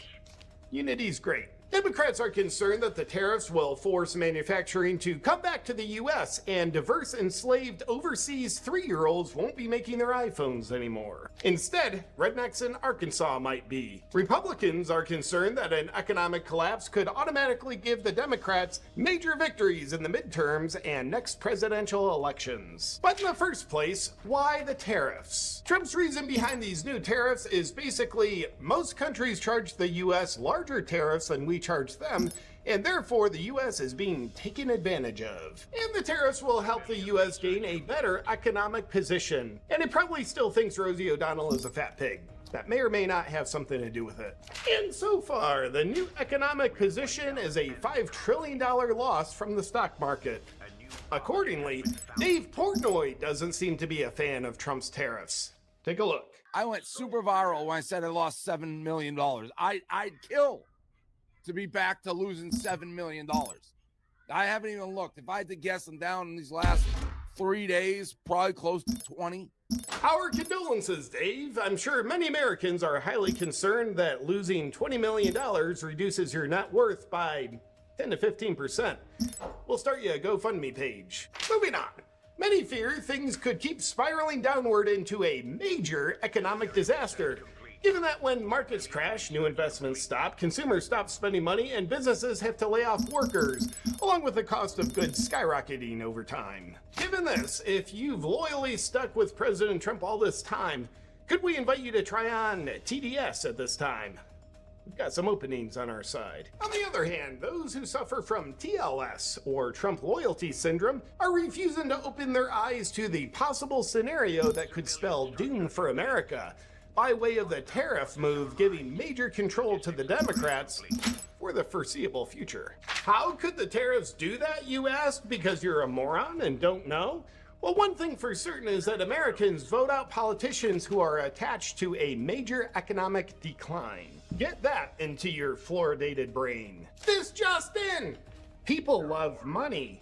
And with midterms coming up, if the Trump tariffs don't do magic, then the House and Senate will most certainly fall under Democrat control. But won't the tariffs force manufacturing back to American soil, making the Republicans look great for the presidential election? Not so fast there, sport. Building a factory takes 3 to 5 years, so chances are the potential economic upswing wouldn't even be close to being realized by the next election. Plus, companies might look at the whole equation and say, Trump's not going to be in office for another term, a Republican won't get elected in a Republican-created downturn, so all Gavin Newsom has to do in 2028 is say, hey, I want to open up free trade again. And he'll get elected and lift the tariffs on his way to turning America into San Francisco. So we're not going to bother bringing our manufacturing back to the US. And therefore, the Democrats could control everything for the foreseeable future because of the tariffs. Just in! There's talk of President Trump trying to run for a third term. So that could change everything I just said. And at this point, if you're concluding that Trump's tariffs are indeed doom, hold your horses and euthanize the cows to protect against climate change, and consider this question. Is it possible that the tariffs could work because Trump knows something about world economics and negotiating that you don't? Answer: probably not. Because he's just a billionaire who plays 20D chess, which has had him successfully outmaneuver the deep state and whole corrupt system. And you're someone who can't pay off your student loans and looks forward to drinking on the weekends. So in short, we're sure that there's nothing Trump could be doing that your brilliant mind hasn't already thought of. Some, however, do claim that Trump has skills that they don't possess. Those alleged skills have led the EU to offer 040 tariffs with the US. That's good. What's Trump think about that? We put a big tariff on Europe. They are coming to the table. They want to talk, but there's no talk unless they pay us a lot of money on a yearly basis. Number one for present, but also for past. Maybe that's not good. But 70 countries have contacted the White House ready to negotiate. Maybe that's good. Meanwhile, China issued a retaliatory tariff of 34% against the US. That's not good. And now Trump is threatening another 50% tariff on them if they don't retract it. That may or may not be good. China has since responded saying, we will fight to the end. That's probably not good. China really doesn't write those tariffs. Doing a little math, that would mean Chinese imports we buy here in the US would be twice as expensive, which is only almost everything we buy. That's not good. But to Americans who are worried sick about their 401ks and uncertain economic future, Trump explained everything in this comforting tweet full of practical advice. Don't be weak, don't be stupid. Guy's got a way with words. But Republican Rand Paul disagrees with Trump. Here's what he thinks about the tariffs. And guess what? Tariffs are a terrible mistake. They don't work. They will lead to higher prices. They are a tax, and they have historically been bad for our economy. Similarly, The Economist believes the tariffs are stupid. Take a look. President Trump's tariffs are one of the most harmful and unnecessary mistakes of the modern era. They rip us off. It's so sad to see. Almost everything Donald Trump has said about the history, economics, and technicalities of trade is delusional. On the other hand, financial analyst Ed Dowd believes long-term the tariffs will be good and had to be done. Take a look. This is very painful to the financial elite, but to the average man, as long as he keeps his job, he should have more opportunities down the road. But it's not going to be pretty. It's going to take a long time, but it had to be done because the other way was a currency crisis and a loss of reserve currency status if we kept going the way we were going. Also worth noting, Trump wants to eliminate federal income tax, and he wants to use tariffs to do it. Instead of taxing our citizens to enrich foreign nations, we should be tariffing and taxing foreign nations to enrich our citizens. Does that make sense, right? In conclusion to tonight's story, if you don't see the possibility of how the new tariffs could create a totally devastated economy where Democrats, but really socialists, are almost automatically handed the reins, you're an idiot. On the other hand, if you don't see the possibility that the new tariffs could create unparalleled economic prosperity for citizens and reconstruct a very broken system, you're an idiot. And if you just want to feel certain about the results of the tariffs that involve thousands of different variables at a global economic scale, just a few days into them, rather than realizing you have to wait to see how it actually all plays out over time in order to be accurately certain, you're an idiot. So, enjoy watching the mystery unfold of how the tariffs will turn out. The only thing we're absolutely certain of with Trump's new tariffs is that you're an idiot. And we know that because you're watching the news, and we're glad to have you. Good night. I'm someone who likes to take charge of my health, and there's only so much time in the day. So one of the #1 ways I've found that gives me the most bang for my buck elevating my health is with infrared saunas. And the way I do it, with the Bond Charge infrared sauna blanket. Being someone who loves to have good health and good energy, I was always stressing out about like, how do I do detoxification? How do I elevate my metabolism? How do I de-stress? How do I make sure I get better sleep? But once I started using the Bond Charge infrared sauna blanket, I found it easy because I was accomplishing all those objectives at once. And I feel better because of it. I find I have more energy, I melt my stress away, and I find I sleep much better. And here's the best part, normal infrared sauna systems are super expensive and take up massive space in your home. I don't like to spend a ton of money and have a bunch of blocky crap cluttering up my home. But the infrared sauna blanket solved that problem for me too. It's the most cost-effective infrared sauna system on the market, and I love the fact that it's compact. When I want to use it, I just roll it out, then when I'm done, I wipe it down and put it away. And if you would like to quickly and easily and inexpensively bring the amazing benefits of infrared saunaing into your life, just go to bondcharge.com/JP to get yourself an infrared sauna blanket. And while you're there, be sure to use the discount code JP for 15% off. Happy health and healing, my friend.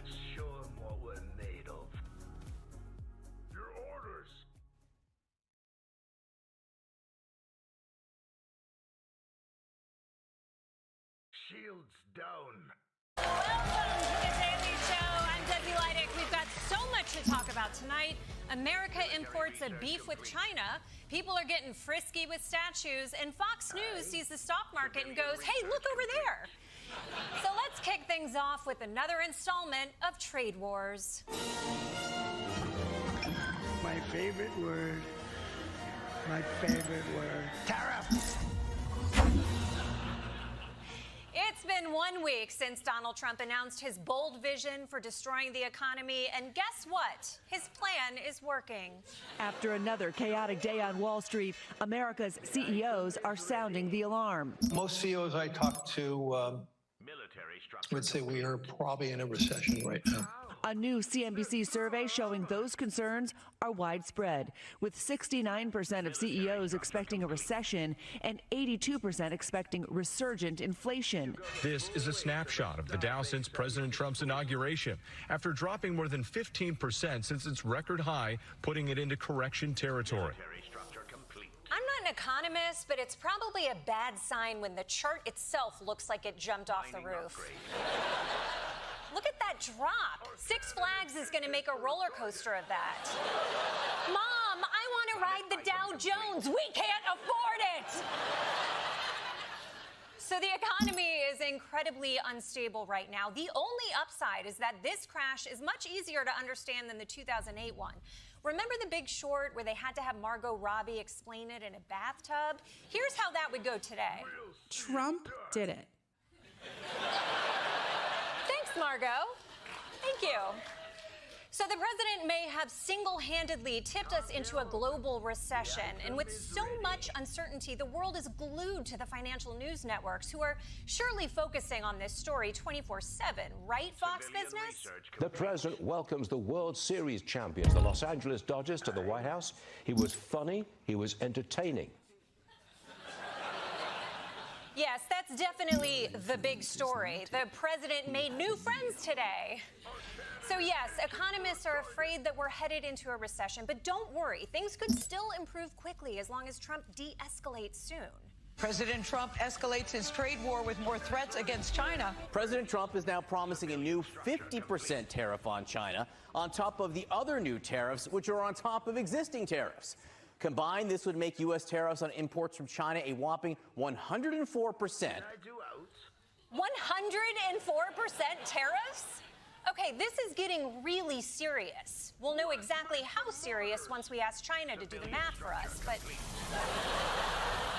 point is, Trump is out of control right now. I'd say he's like a bull in a china shop, but at 104%, I can't afford to say that. It's really starting to feel like the entire world is teetering on the brink of chaos. It's honestly impossible to report on literally anything else right now, right, Fox News? A women's pool championship in the UK with no women in the final round after two transgender players defeated their female opponents to face off for the title. No, not the British women's pool tournament. That's America's favorite pastime. But the tariffs aren't just tearing apart our economy and tearing apart America's trade with China. They're also tearing apart Donald Trump's friends. An internal battle over Trump's tariffs between top advisor Peter Navarro and Elon Musk. This is a behind-the-scenes rivalry that's now exploding into public view between Elon Musk and Peter Navarro, two very different wings of the Trump administration. Ooh. I have to pick between Elon Musk and Peter Navarro?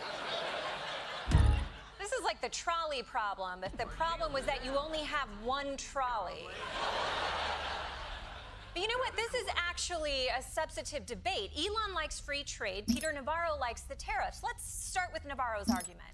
Elon's a car manufacturer, but he's not a car manufacturer. He's a car assembler. If you go to his Texas plant, a good part of the engines that he gets, which in the EV case is the batteries, come from Japan and come from China. The electronics come from Taiwan. And he wants the cheap foreign parts, and we understand that. But we want him home.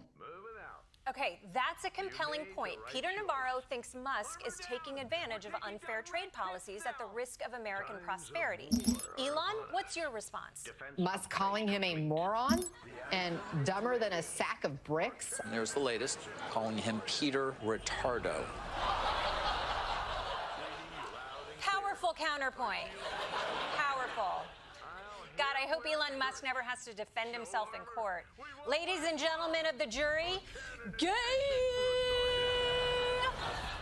I rest my case. Getting this glimpse into Trump's team of dum-dum rivals is even more disturbing. The president is sending the economy off a cliff.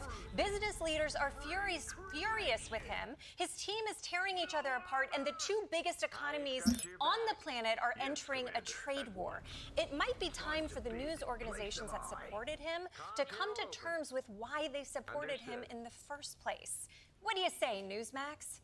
This is a remarkable moment that has come to light all over again. Back in 1992, Donald Trump threw a football through a hole designed for one football. Is that amazing or what?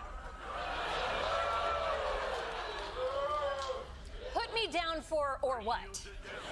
For more on the trade war between U.S. and China, we go to the Chinese embassy with our senior financial correspondent, Michael Costa.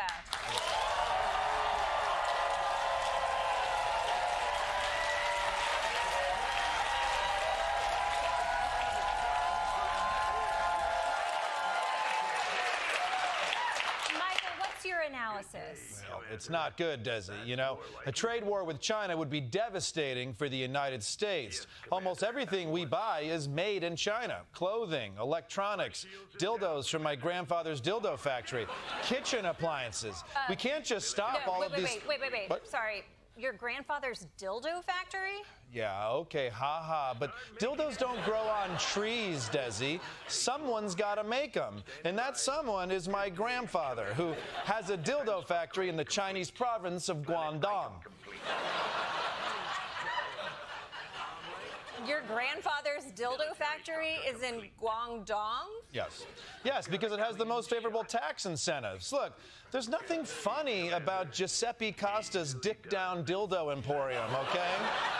It's a classic American success story. Grandpa Costa left Europe with nothing but a suitcase and a plaster cast. He started selling dildos out of a cart in the Lower East Side. My grandma herself worked in the dildo testing department, well, until she got carpal tunnel. With such a proud history, why wouldn't your grandfather keep making his dildos in America? Yeah, see, that's part of the problem here. America just doesn't have the manufacturing base to replace the size of Chinese production.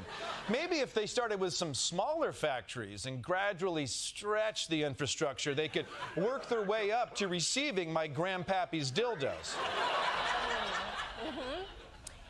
But I would think with time, his company could work its way fully inside America, no? Well, maybe, but building a factory, it takes a while to get it up, you know, especially at my grandfather's age. Plus, Trump is constantly threatening to change the tariffs. It's so unpredictable, it makes it difficult to relocate. Grandpa can't just keep putting his dildo factories in and out and in and out and in and out of other countries. He's not a machine.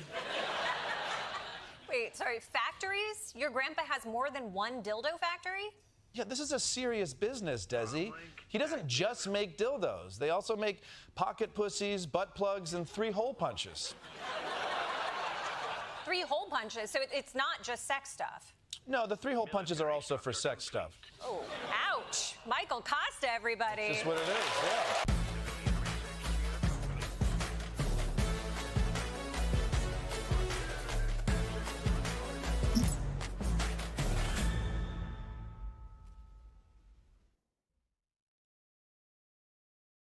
Can I do out?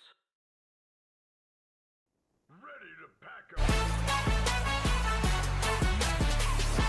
Let's talk about America's Lord and Savior, Donald Jehoshaphat Trump. They're not booing, they're saying Bruce for no apparent reason. When Trump ran for president, he had an urgent message about the state of our country. Our country is being lost. We're a failing nation. We are a nation in decline. We have to fight for our country, and we have to fight like we've never fought before. It's like we're a giant garbage can.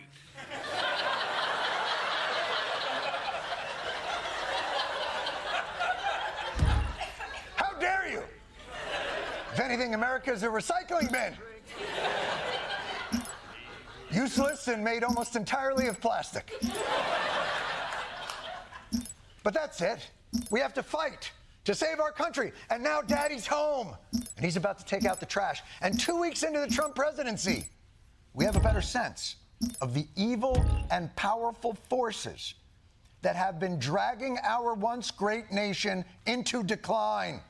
The Trump administration removed transgender references from federal government websites. It now reads LGB instead of LGBT.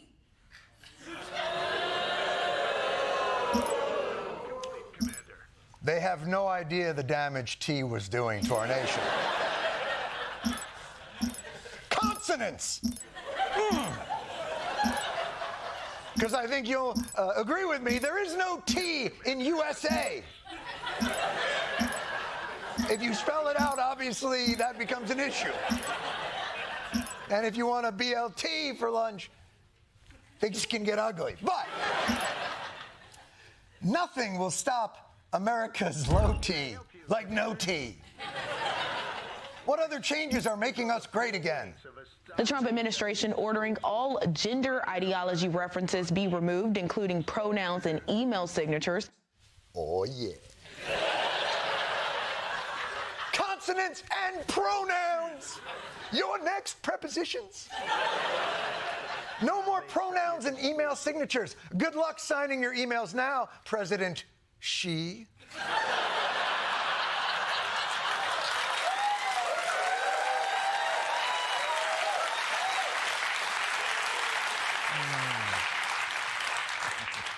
Or should I say President him?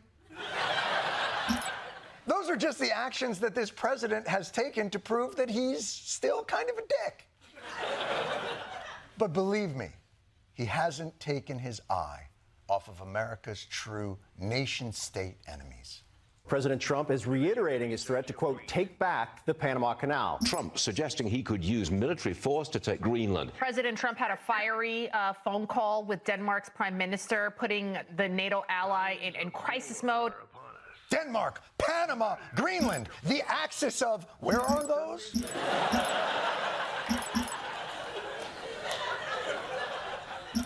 Now, lest you think that pronouns and Panama were the twin forces shackling America to a prison of national decay, there are also more powerful forces at play in this dangerous world. Some of them closer than what you might have ever imagined. A new era of trade wars. Trump says tariffs are coming on Canada and Mexico and even the European Union. What is happening? The EU? Canada? Do we have any friends?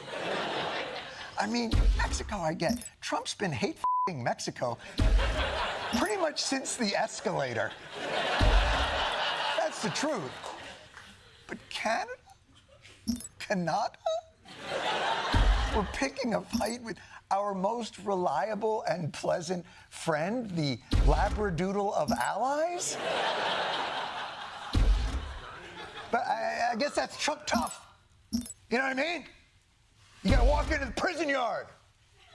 Walk right up to the one guy who really doesn't seem to be a problem at all. And just, yeah! Take that, best friend!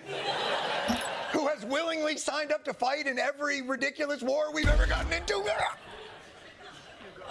Let that be a lesson to the rest of the world. We are a terrible friend. Denmark, Panama, and Canada are America. We used to fight the Nazis. Now we're scouring the globe for easy marks. What do we love? The Jake Paul of nations? I know. Is that what we're doing? No offense. I know China's out there, but Panama's a legitimate fight. In fact, I'm going to call everyone out in FIFA's CONCACAF division. Yeah! Oh, Trinidad and Tobago, you got to gang up, huh?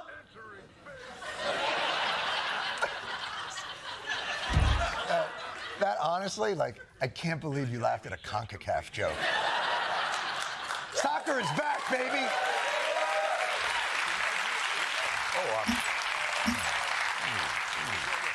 Look at me getting all skewed in the tie. Now, in Trump's defense, he did explain today why we're going after Canada. I mean, I look at some of the deals made, I say, who the hell made these deals that are so bad? So bad. The trade deals with Canada, they're so bad. He's just looking and saying, who made these? Ladies and gentlemen, don't get ahead of me. Ladies and gentlemen, for your dining and dancing pleasure, come with me into the Wayback Machine to 2018. I give you the culprit of the terrible deal with Canada. This morning, President Trump signed a new trade deal to replace NAFTA with the leaders of Mexico and Canada. The best trade deal they say ever made. A deal done by Trump's greatest nemesis, Trump. Now, hold on. Deal. All right. But President Trump, this trade war has awoken a sleeping giant. Not Canada, not Mexico, but the Democratic minority Senate leader. Release the Schumer! It's going to affect beer, okay? Most of it, Corona here, comes from Mexico. It's going to affect your guac, because what is guacamole made of? Avocados.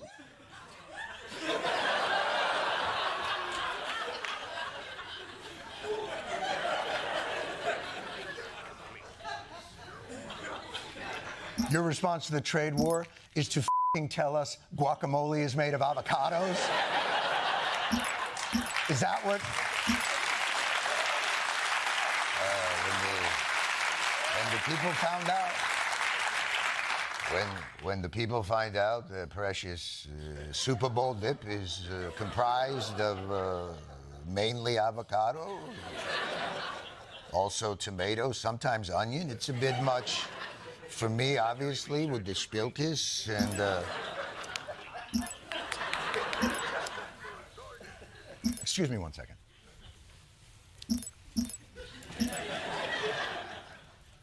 Democrats, can you please stop trotting Schumer out there every time Trump traverses into the unreal? He's not good at this. What is the decision-making process here? Hey, who should we get out there to effectively battle one of the most savvy presidential media manipulators in history? Oh, I don't know. How about Schumer? He's uninteresting, but at least he's monotone. Oh, wait, and Chuck, before you go out there, you look too young. Put on these readers and lower them on your nose. Perfect. Honestly, listening to Chuck Schumer speak on almost any topic makes me want to bomb Canada.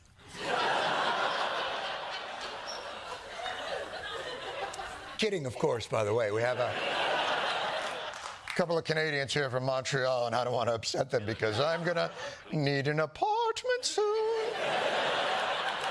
Now, before we...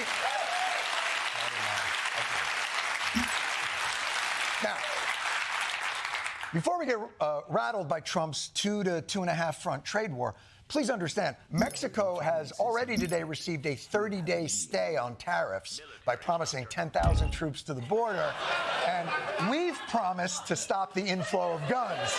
So, self-invented crisis averted. But what can Canada do? I'm sure there's an equally performative gesture Canada could make. What I'd like to see, Canada become our 51st state.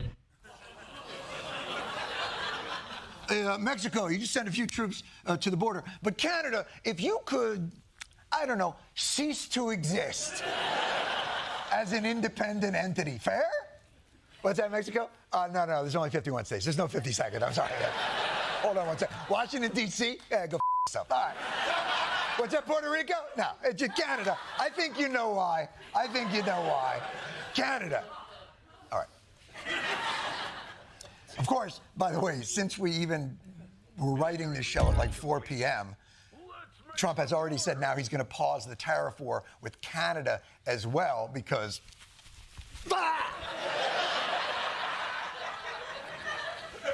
Of course, it makes sense to wrap up the trade war right now so that we as a country can focus on the biggest thing that's weakening our great nation. Diversity, equity, and inclusion. Yes. DEI, diversity, equity, and inclusion. MAGA world's blamed this scourge for everything from the fires in California to the attack on Bourbon Street to inflation to the Baltimore Bridge collapse to why your children are confused about the race of mermaids. Because mermaids, boys and girls, are gingers. They've always been. The latest example being the plane crash in Washington. It was the DEI-ist. But don't take my word for it. Let's let MTV's Road Rules star and Fox and Friends B-teamer explain DEI. You can't focus on diversity, equity, and inclusion when you try to hire air traffic controllers. You want the best. You want the brightest protecting yourself and your family. We will have the best and brightest in every position possible. It is colorblind and merit-based. Look, there's a lot of reasons why the FAA is in a bad place. But these guys would have you believe that the main problem is that standards were somehow lowered to make sure that a black person or a gay person gets a chance to land your plane, even though the requirements to become an air traffic controller are the same.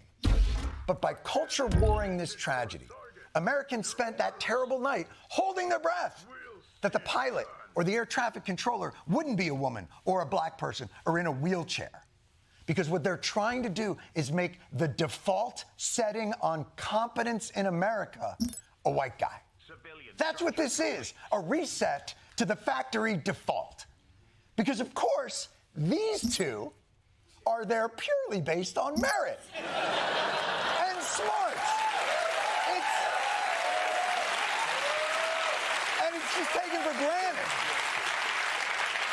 It undercuts every black person of color, woman in this country, that the job that they have, they don't deserve. It's the mantra in the Republican Party that gives you brain-turning moments like this.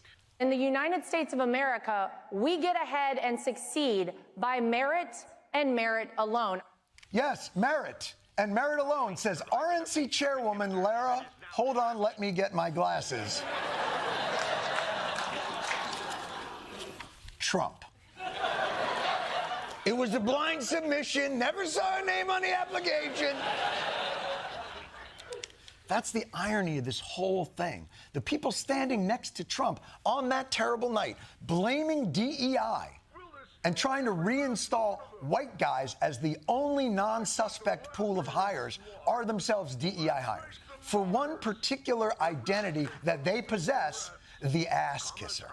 The president's leadership has been remarkable during this crisis. Mr. President, you make our jobs a lot easier. I want to echo what the Transportation Secretary said about your leadership. Thank you for your leadership and courage on that, sir. I think you make a really important point on that, Mr. President. The president is right. And again, I want to thank you for your leadership, Mr. President. DEI. Sucking ego inflation.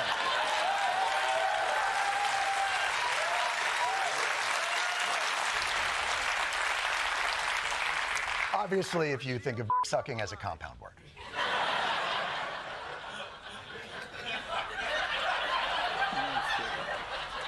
But you can gaslight us all you want, because the one thing you didn't count on is our secret weapon. The roots of democracy are deep. People are aroused. I haven't seen people so aroused in a very, very long time in terms of trying to get this done.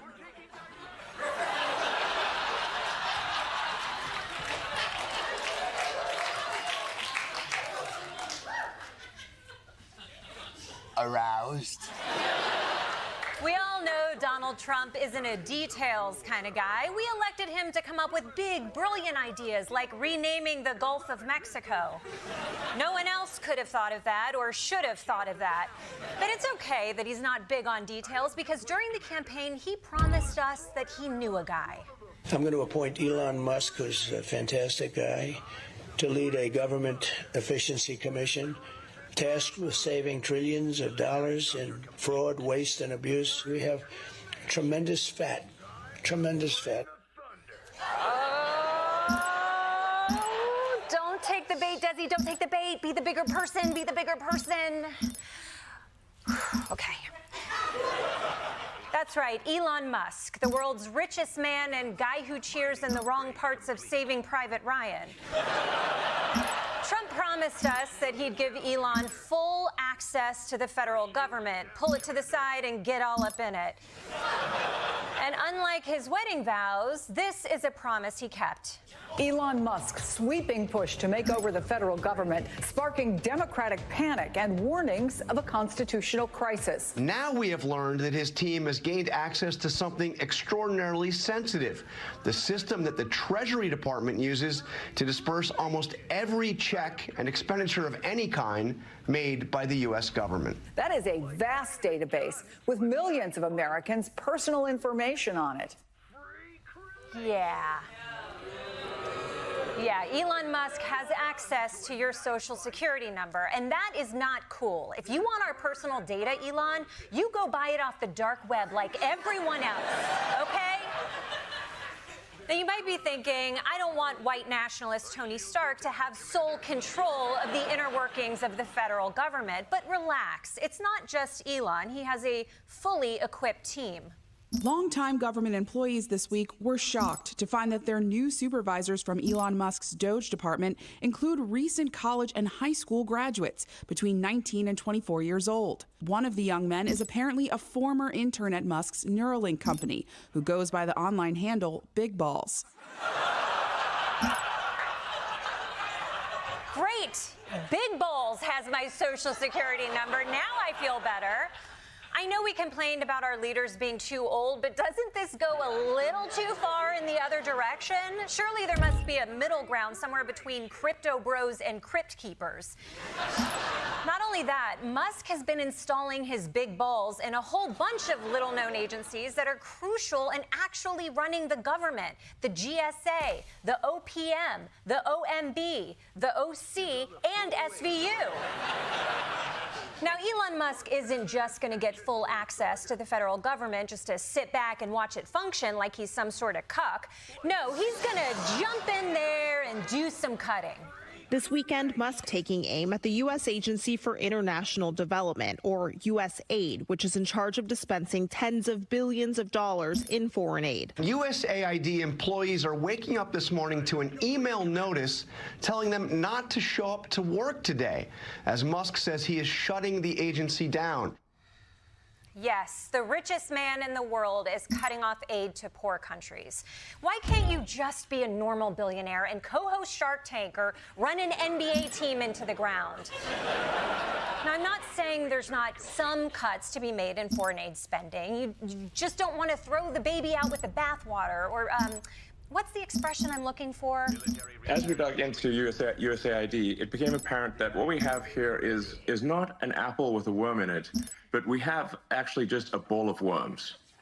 And so at the point at which you don't merely, like if you've got an apple that's got a worm in it, maybe you can take the worm out. But if you've got actually just a bowl of worms, it's hopeless. And USAID is a bowl of worms. Mm-hmm. There is no apple. And when there is no apple, you've just got to basically get rid of the whole thing. Okay, we get it. We get the metaphor. You don't have to keep saying worms over and over again. You know, I have a metaphor too. Elon Musk's charisma reminds me of a ball of worms.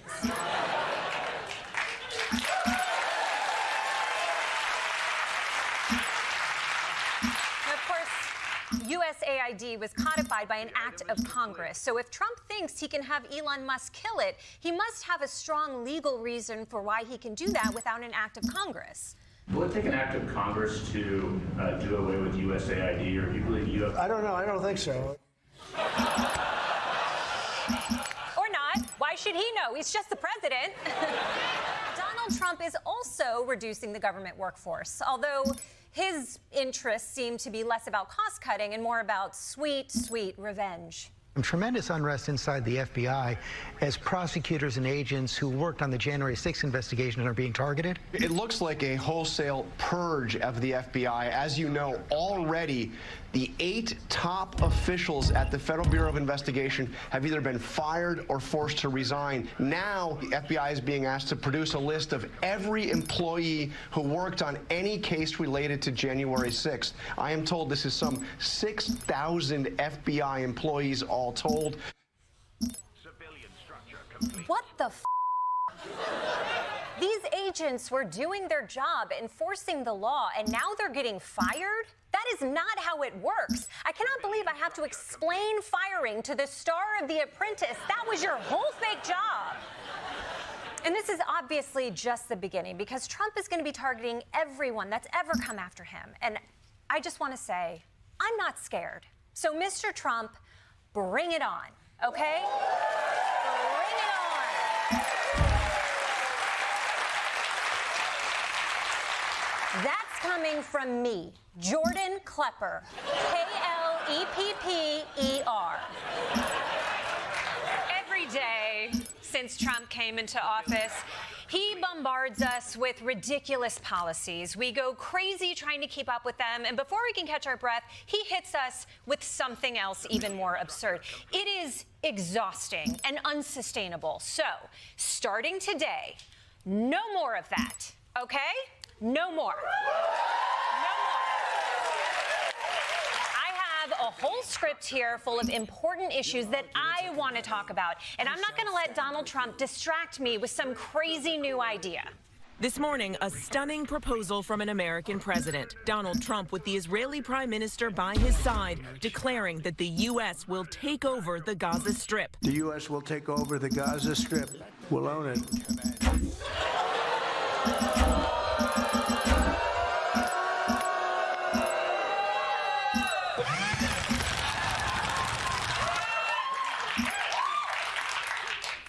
Okay, let me just ask, what?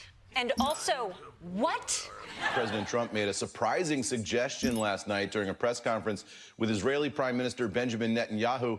The United States, he said, should take over the war-torn Gaza Strip and redevelop it into something like a seaside resort. We have an opportunity to do something that could be phenomenal. And I don't want to be cute, I don't want to be a wise guy, but the Riviera of the Middle East. What the f***? Trump is going to turn Gaza into the Riviera? He couldn't even turn Atlantic City into a nicer Atlantic City. Crazy.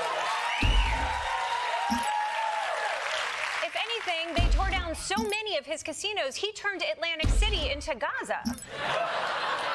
But okay, he wants to rebuild it, and he wants to turn it into Mar-a-Lago. At least the Palestinians will have a place to go back to. Donald Trump calling for the permanent resettlement of roughly 2 million Palestinians. I don't think people should be going back to Gaza. I think that Gaza has been very unlucky for them. And he says he's willing to use the U.S. military to do it. We'll do what is necessary. If it's necessary, we'll do that.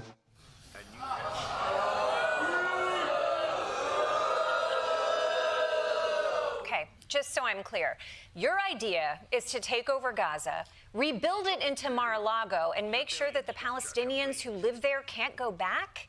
That is the craziest thing he said since yesterday and until tomorrow. Even his chief of staff was shocked. Look at her face. She looks just like she won Best Country Album at the Grammys.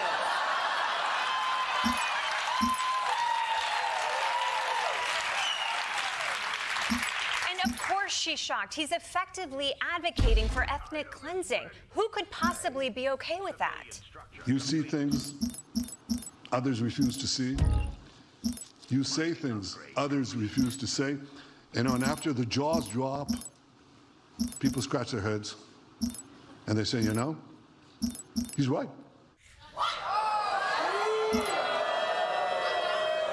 No, they usually scratch their heads and they say, what the f are you talking about?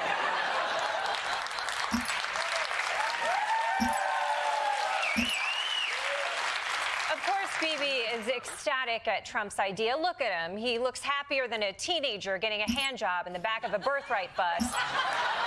But Bibi aside, this proposal is giving a lot of people whiplash. Trump ran his whole campaign on America First, and now he's out there chanting from the Riviera to the sea. Even Trump's Republican allies aren't on board, although, of course, they have to let him down easy. We're trying to get the details of it. It was a surprising development. Senator Josh Hawley says, quote, I don't know that I think it's the best use of U.S. resources to spend a bunch of money in Gaza. We also heard from Senator Lindsey Graham. I think most South Carolinians would probably not be excited about sending Americans to take over Gaza. I think that might be problematic. Tom Tillis likely with the quote of the night, which was, there are probably a couple kinks in that slinky. There's a couple kinks in that slinky? That's how desperate these guys are to not openly disagree with Trump. They're just making up sayings now. Of course, some of his supporters, like Steve Doocy, are trying to give Trump the benefit of the doubt. It was a jaw dropper last night. The cover of the New York Post is, "We'll take over Gaza." I think this is just the tipping, this is the conversation starter. Because obviously the president knows when he says, "We'll take Gaza." He knows the United States can't invade another country. Of course, America would never invade another country. You can read all about it in Steve Doocy's American history book, Me Just Got Lobotomy, by Steve Doocy.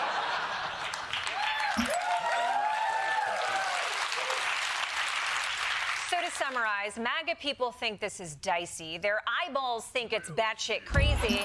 And the entire plan is DOA unless Trump can do some real outreach to the countries in the Middle East. And based on his response to reporters from Afghanistan, I don't think he has the skills to do it. I'm from Afghanistan. My name is Ms. Gazin Karimi. Afghanistan for women as a high expectation from you. Do you have any plan to change Afghanistan situation? I have a little hard time understanding you. Where are you from? Oh. Actually, it's a beautiful voice and a beautiful accent. The only problem is I can't understand the word you're saying. But I just say this, good luck. Live in peace. Good luck, live in peace? Why does he sound like he's saying goodbye to E.T.? The people of Earth wish you peace. May your slinky have no kinks. Yesterday, Donald Trump unveiled his big plan to relocate Gazans and turn their homeland into the world's holiest Hard Rock hotel and casino. And today, the reviews are in. The Arab world hates it. Democrats condemn it. Republicans have problems with it. And the Palestinians won't abide by it. Or as Trump says... Can we ask about your Gaza proposal? A lot of people are talking about, obviously, everybody loves it. I stand corrected. I guess everybody loves it. And even though the plan was totally perfect in every way, his staff spent the entire next day walking back every single part of it. The president said his intention was to remove Palestinians from Gaza permanently. If we can get a beautiful area to resettle people permanently. But today, the press secretary said it would be temporary. The president has made it clear that they need to be temporarily relocated out of Gaza for the rebuilding of this effort. Aww. Trump's press secretary just had her first walk back. This is an important rite of passage for Trump's spokespeople, their bull mitzvah, if you will. She was spending so much time walking back the plan that at one point she ran out of English words. This is an uninhabitable place for human beings. Yeah, so true. Remind me how it got uninhabitable again? Even worse for Caroline, while she was scrambling to salvage Trump's plan, Trump was on Truth Social readjusting it on the fly, which left everybody even more confused. Breaking just a short time ago, President Trump seemed to backtrack, but also to double down on his plan to take over Gaza. A backtrack and a double down? And now, on the uneven bars, Donald Trump will attempt the rare combination backtrack, double down. Now let's see if he breaks every bone in his body. But while his team tries to fix his Gaza plan, Donald Trump has already moved on because he's basically the norovirus. Every day he spews executive orders all over the place, and while we struggle to clean up all the puke, he comes out the other end with something even worse. He tried to buy out the entire workforce of the CIA. His DOJ is going after anyone who's investigated him. And now he has defeated America's biggest threat. At the White House today, President Trump signing an executive order banning transgender women and girls from competing in women's sports. With this executive order, the war on women's sports is over. We're putting every school receiving taxpayer dollars on notice that if you let men take over women's sports teams or invade your locker rooms, you will be investigated for violations of Title IX and risk your federal funding. You notice how he paused right before invade your locker rooms? Like, maybe we won't make that illegal. Should have proofread this. Look, it's bad enough that he's banned trans women from sports, but spare us the performance of pretending that this is a top issue for women in this country. Maybe start with, I don't know, reproductive rights or pay inequality.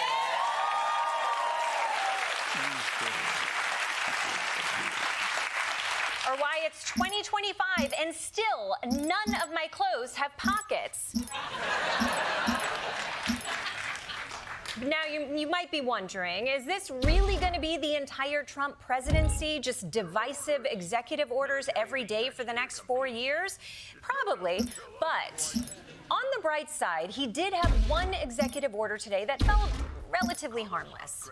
I have signed an executive order to resume the process of creating a new national park full of statues of the greatest Americans who ever lived. It would be called the National Garden of American Heroes, and I hope that Congress will fully fund this wonderfully unifying project at the first possible opportunity. Excuse me, sir. Americans already have a national garden, and it sells unlimited breadsticks.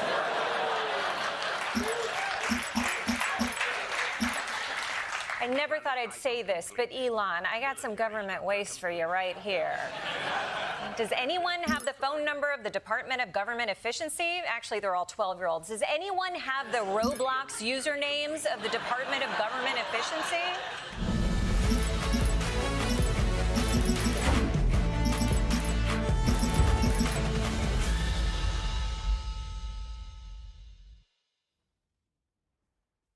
Time to bring the thunder.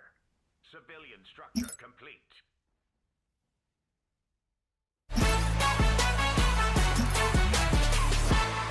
But Donald Trump is returning to power, and so once again it is time to saddle up la résistance.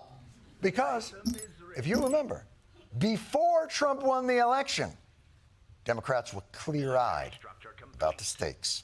It's time that fascism is called fascism, and Americans know exactly what they're voting for. He is paving the way to become a Vladimir Putin or to become an Adolf Hitler. He is a threat to democracy. He is a clear and present danger to our democracy, to our way of life. The damage may be irreversible, the destruction could be unthinkable, and it would be a betrayal of everything that our framers fought for.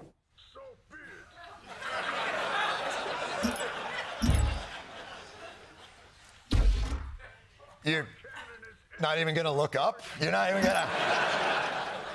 You know, a little eye contact, a little inflection could drive the danger thing.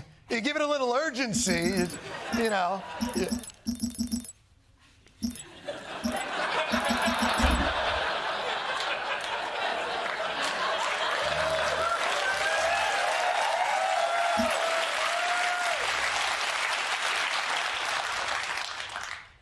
I feel passionately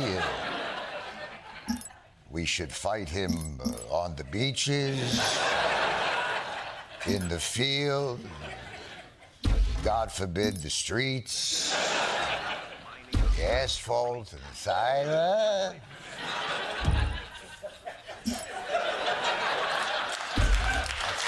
It's really...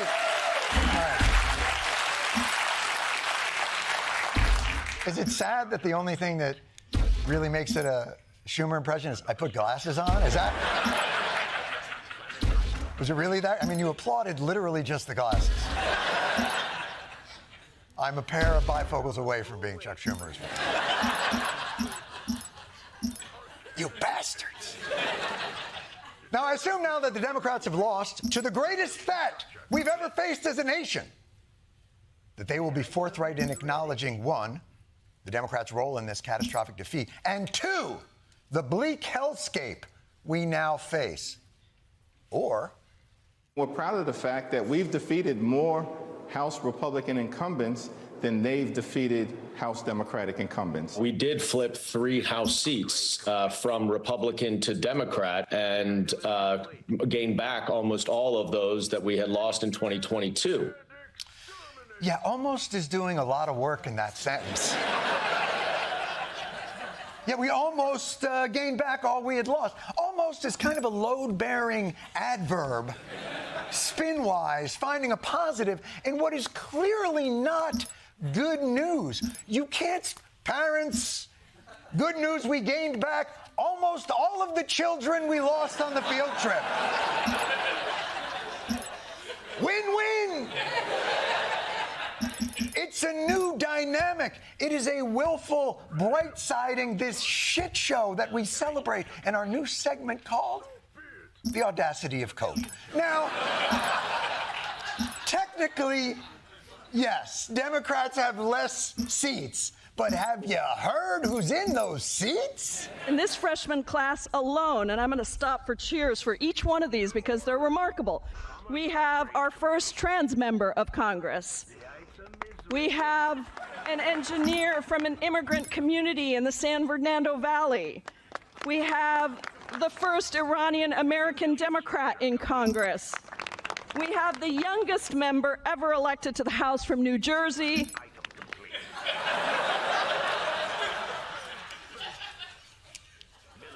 That's not a thing.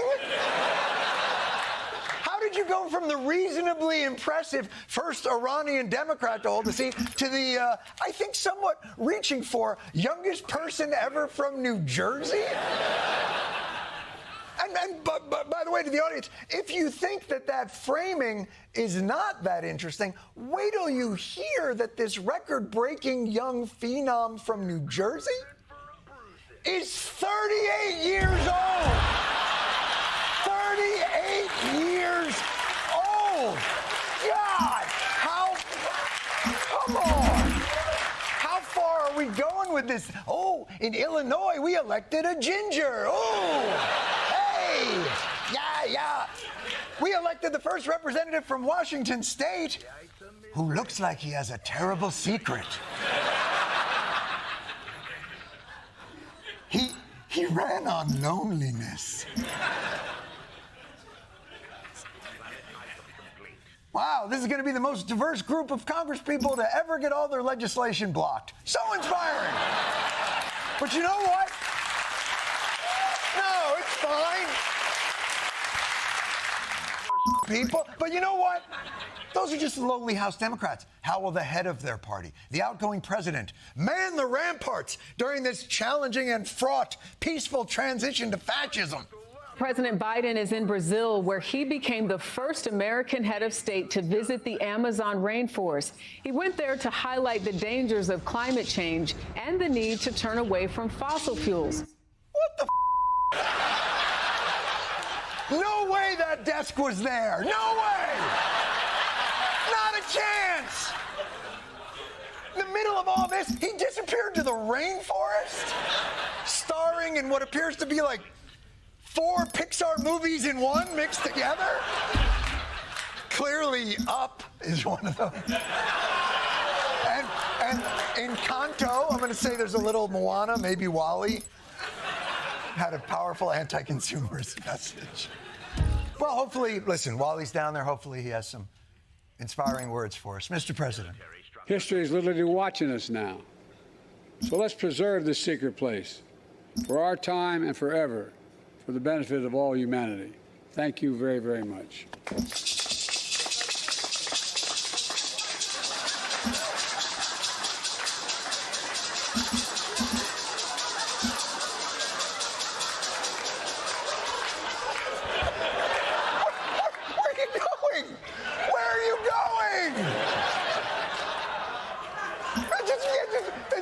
Just walking away like that. Mr. President, I'm sorry.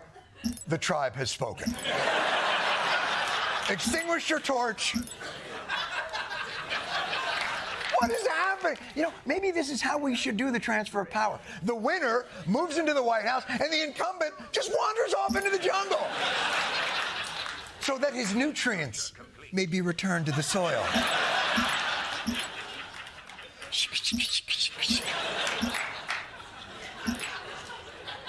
But of course, as the Democrats struggle, Donald Trump headed to Madison Square Garden with his grab him by the pussy posse to do his favorite thing, watch people submit. Oh, Trump likes submission in the octagon. He likes it out of the octagon. He likes submission from his enemies and even from his new friends.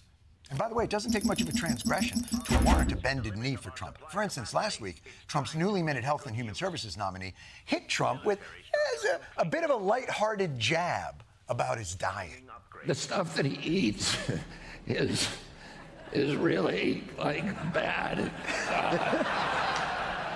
It's not, campaign food is always bad, but the food that it goes onto that airplane is like just poison. It's a little friendly swipe, boop. A little bit of ribbing, gentle ribbing, boop. And he will pay for his insolence. President Trump, Elon Musk, Don Jr., RFK Jr., and Speaker Mike Johnson eating McDonald's on Trump's private plane. Hey, what's up? Hey, Robert, come in here. Hey, you think that's poisoned, huh? Eat it. Hey, Robert, eat the whole thing. Yeah, in front of us right now. Eat the whole thing. And by the way, when you're done eating the whole thing, Grimace is going to come in here and f***ing yes. Yeah, that's what we're going to do. Yeah, that's right. Grimace. Hey, Robert, eat the whole thing. Grimace is going to f***ing yes while we're doing it. You got to make eye contact with him the whole time. Yeah, we're going to film it.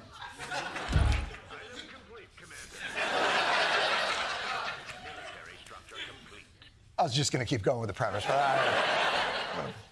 By the way, I know we're focused on the humiliation of RFK Jr., but look at poor Mike Johnson there. Poor Mike Johnson right there. Oh, he didn't even get a seat at the cool kids table. And the sad part, this whole thing was Mike Johnson's bachelor party. Meanwhile, Joe and Mika Brzezinski Scarborough, who famously warned of the growing threat of Trump's fascism, also had an interesting announcement to make. Last Thursday, we expressed our own concerns on this broadcast and even said we would appreciate the opportunity to speak with the president-elect himself. On Friday, we were given the opportunity to do just that. Joe and I went to Mar-a-Lago to meet personally with President-elect Trump. And for those asking why we would go speak to the president-elect during such fraught times, especially between us, I guess I would ask back, why wouldn't we? Because you said he was Hitler. Okay. Tap out. But look, we don't know what the visit was. We don't know what the tone of the visit was. We talked about a lot of issues, including abortion, mass deportation, threats of political retribution against political opponents, and media outlets. Oh, I bet you really laid down the gauntlet, Joe. I bet you walked in there and just let him have it, didn't you, Joey? I'm going to do a one-act play called Joe and Mika Go to Mar-a-Lago.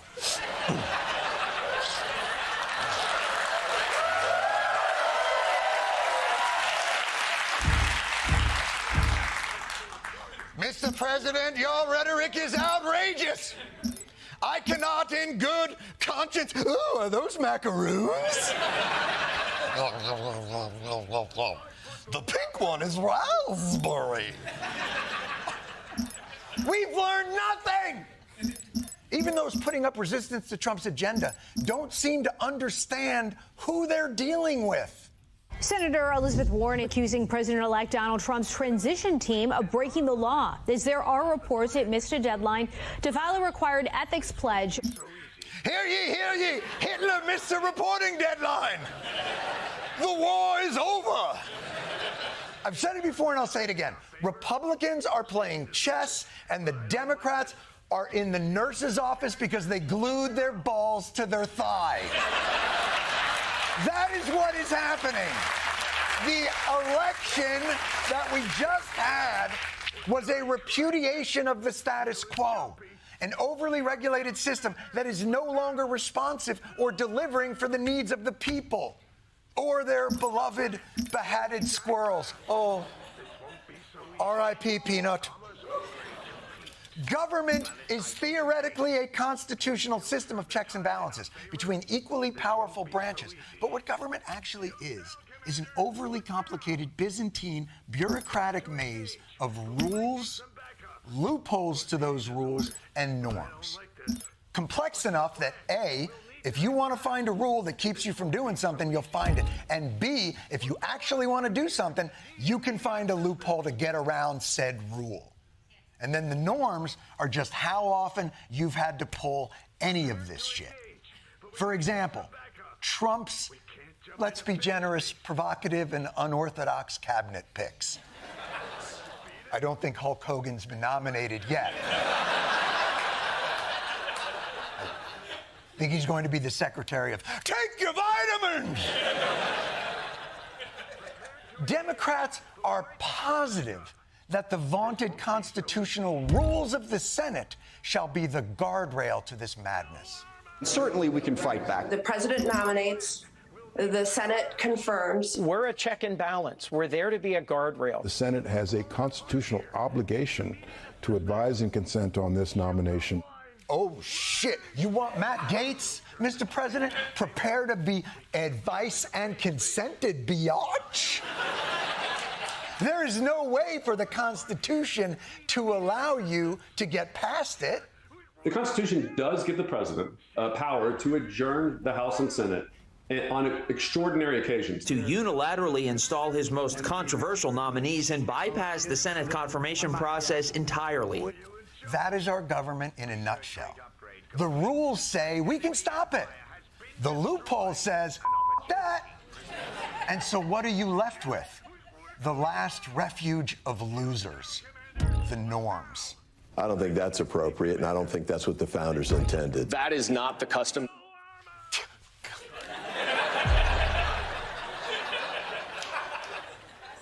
Yeah, you can do it, and it's legal, but whatever, guy.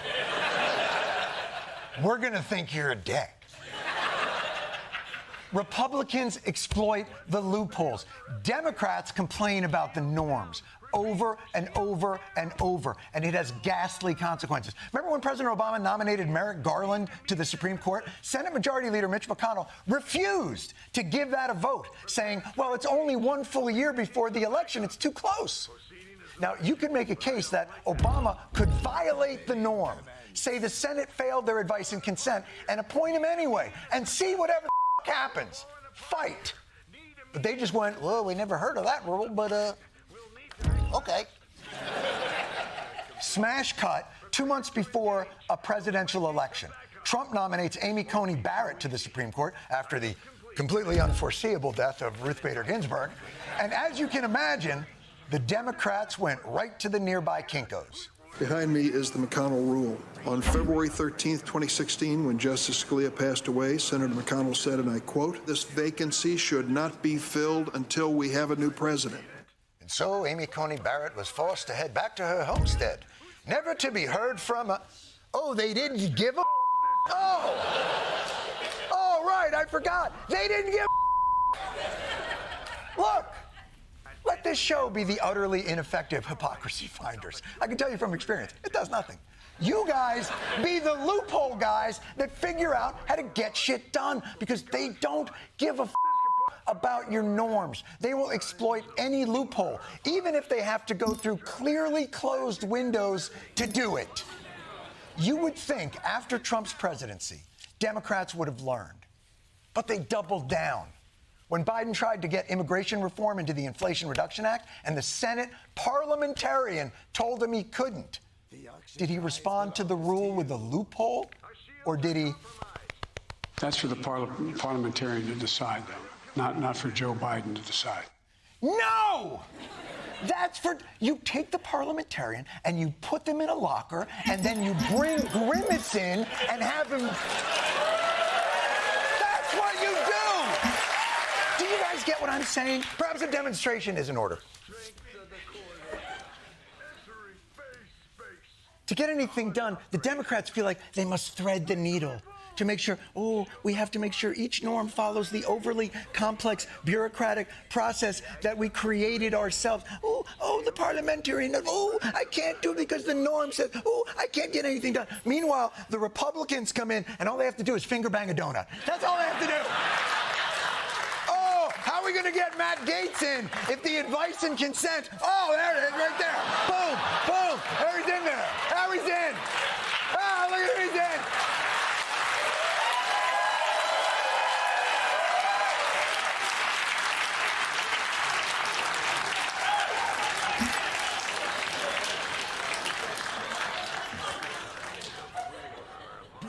Do I have to sleep with this now? What? I've made you all uncomfortable.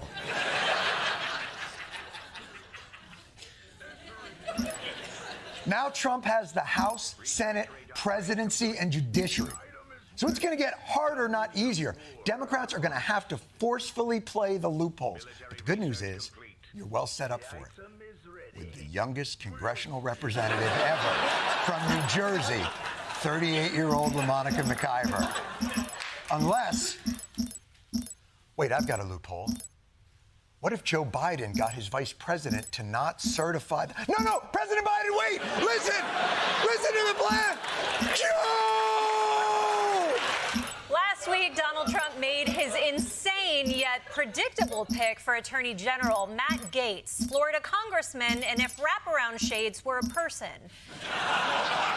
Critics have been asking, does Matt Gaetz know enough about the law to be Attorney General? And every day, we're learning that he has lots of experience with some laws. CBS News has learned that 2 women told the House Ethics Committee they were paid to have sex with Gaetz and to travel with him on multiple occasions. One also says that she saw Gaetz having sex with a minor. She observed to her right Representative Gaetz having sex with her friend who was 17 at the time.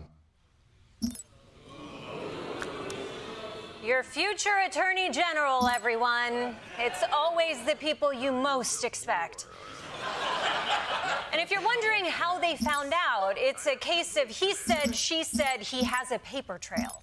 The committee has Gaetz's Venmo and PayPal transactions that allegedly show payments for sex and text messages where he refers to illegal drugs in code words. Representative Gaetz would use terms like, can you make sure that there are party favors present, or who's in charge of the party favors? Party favors, clever, can't crack that code. And they said he paid for sex with Venmo? Has this guy ever heard of cash? Come on, at the bare minimum, an attorney general should know how to cover up his own crimes. Now, according to this lawyer, it wasn't all just sex and drugs. There was also theater. The lawyer claims in 2019, then Congressman Gaetz paid the women to travel to New York to watch his appearance on Fox News, attend the Broadway show Pretty Woman, and have sex with him.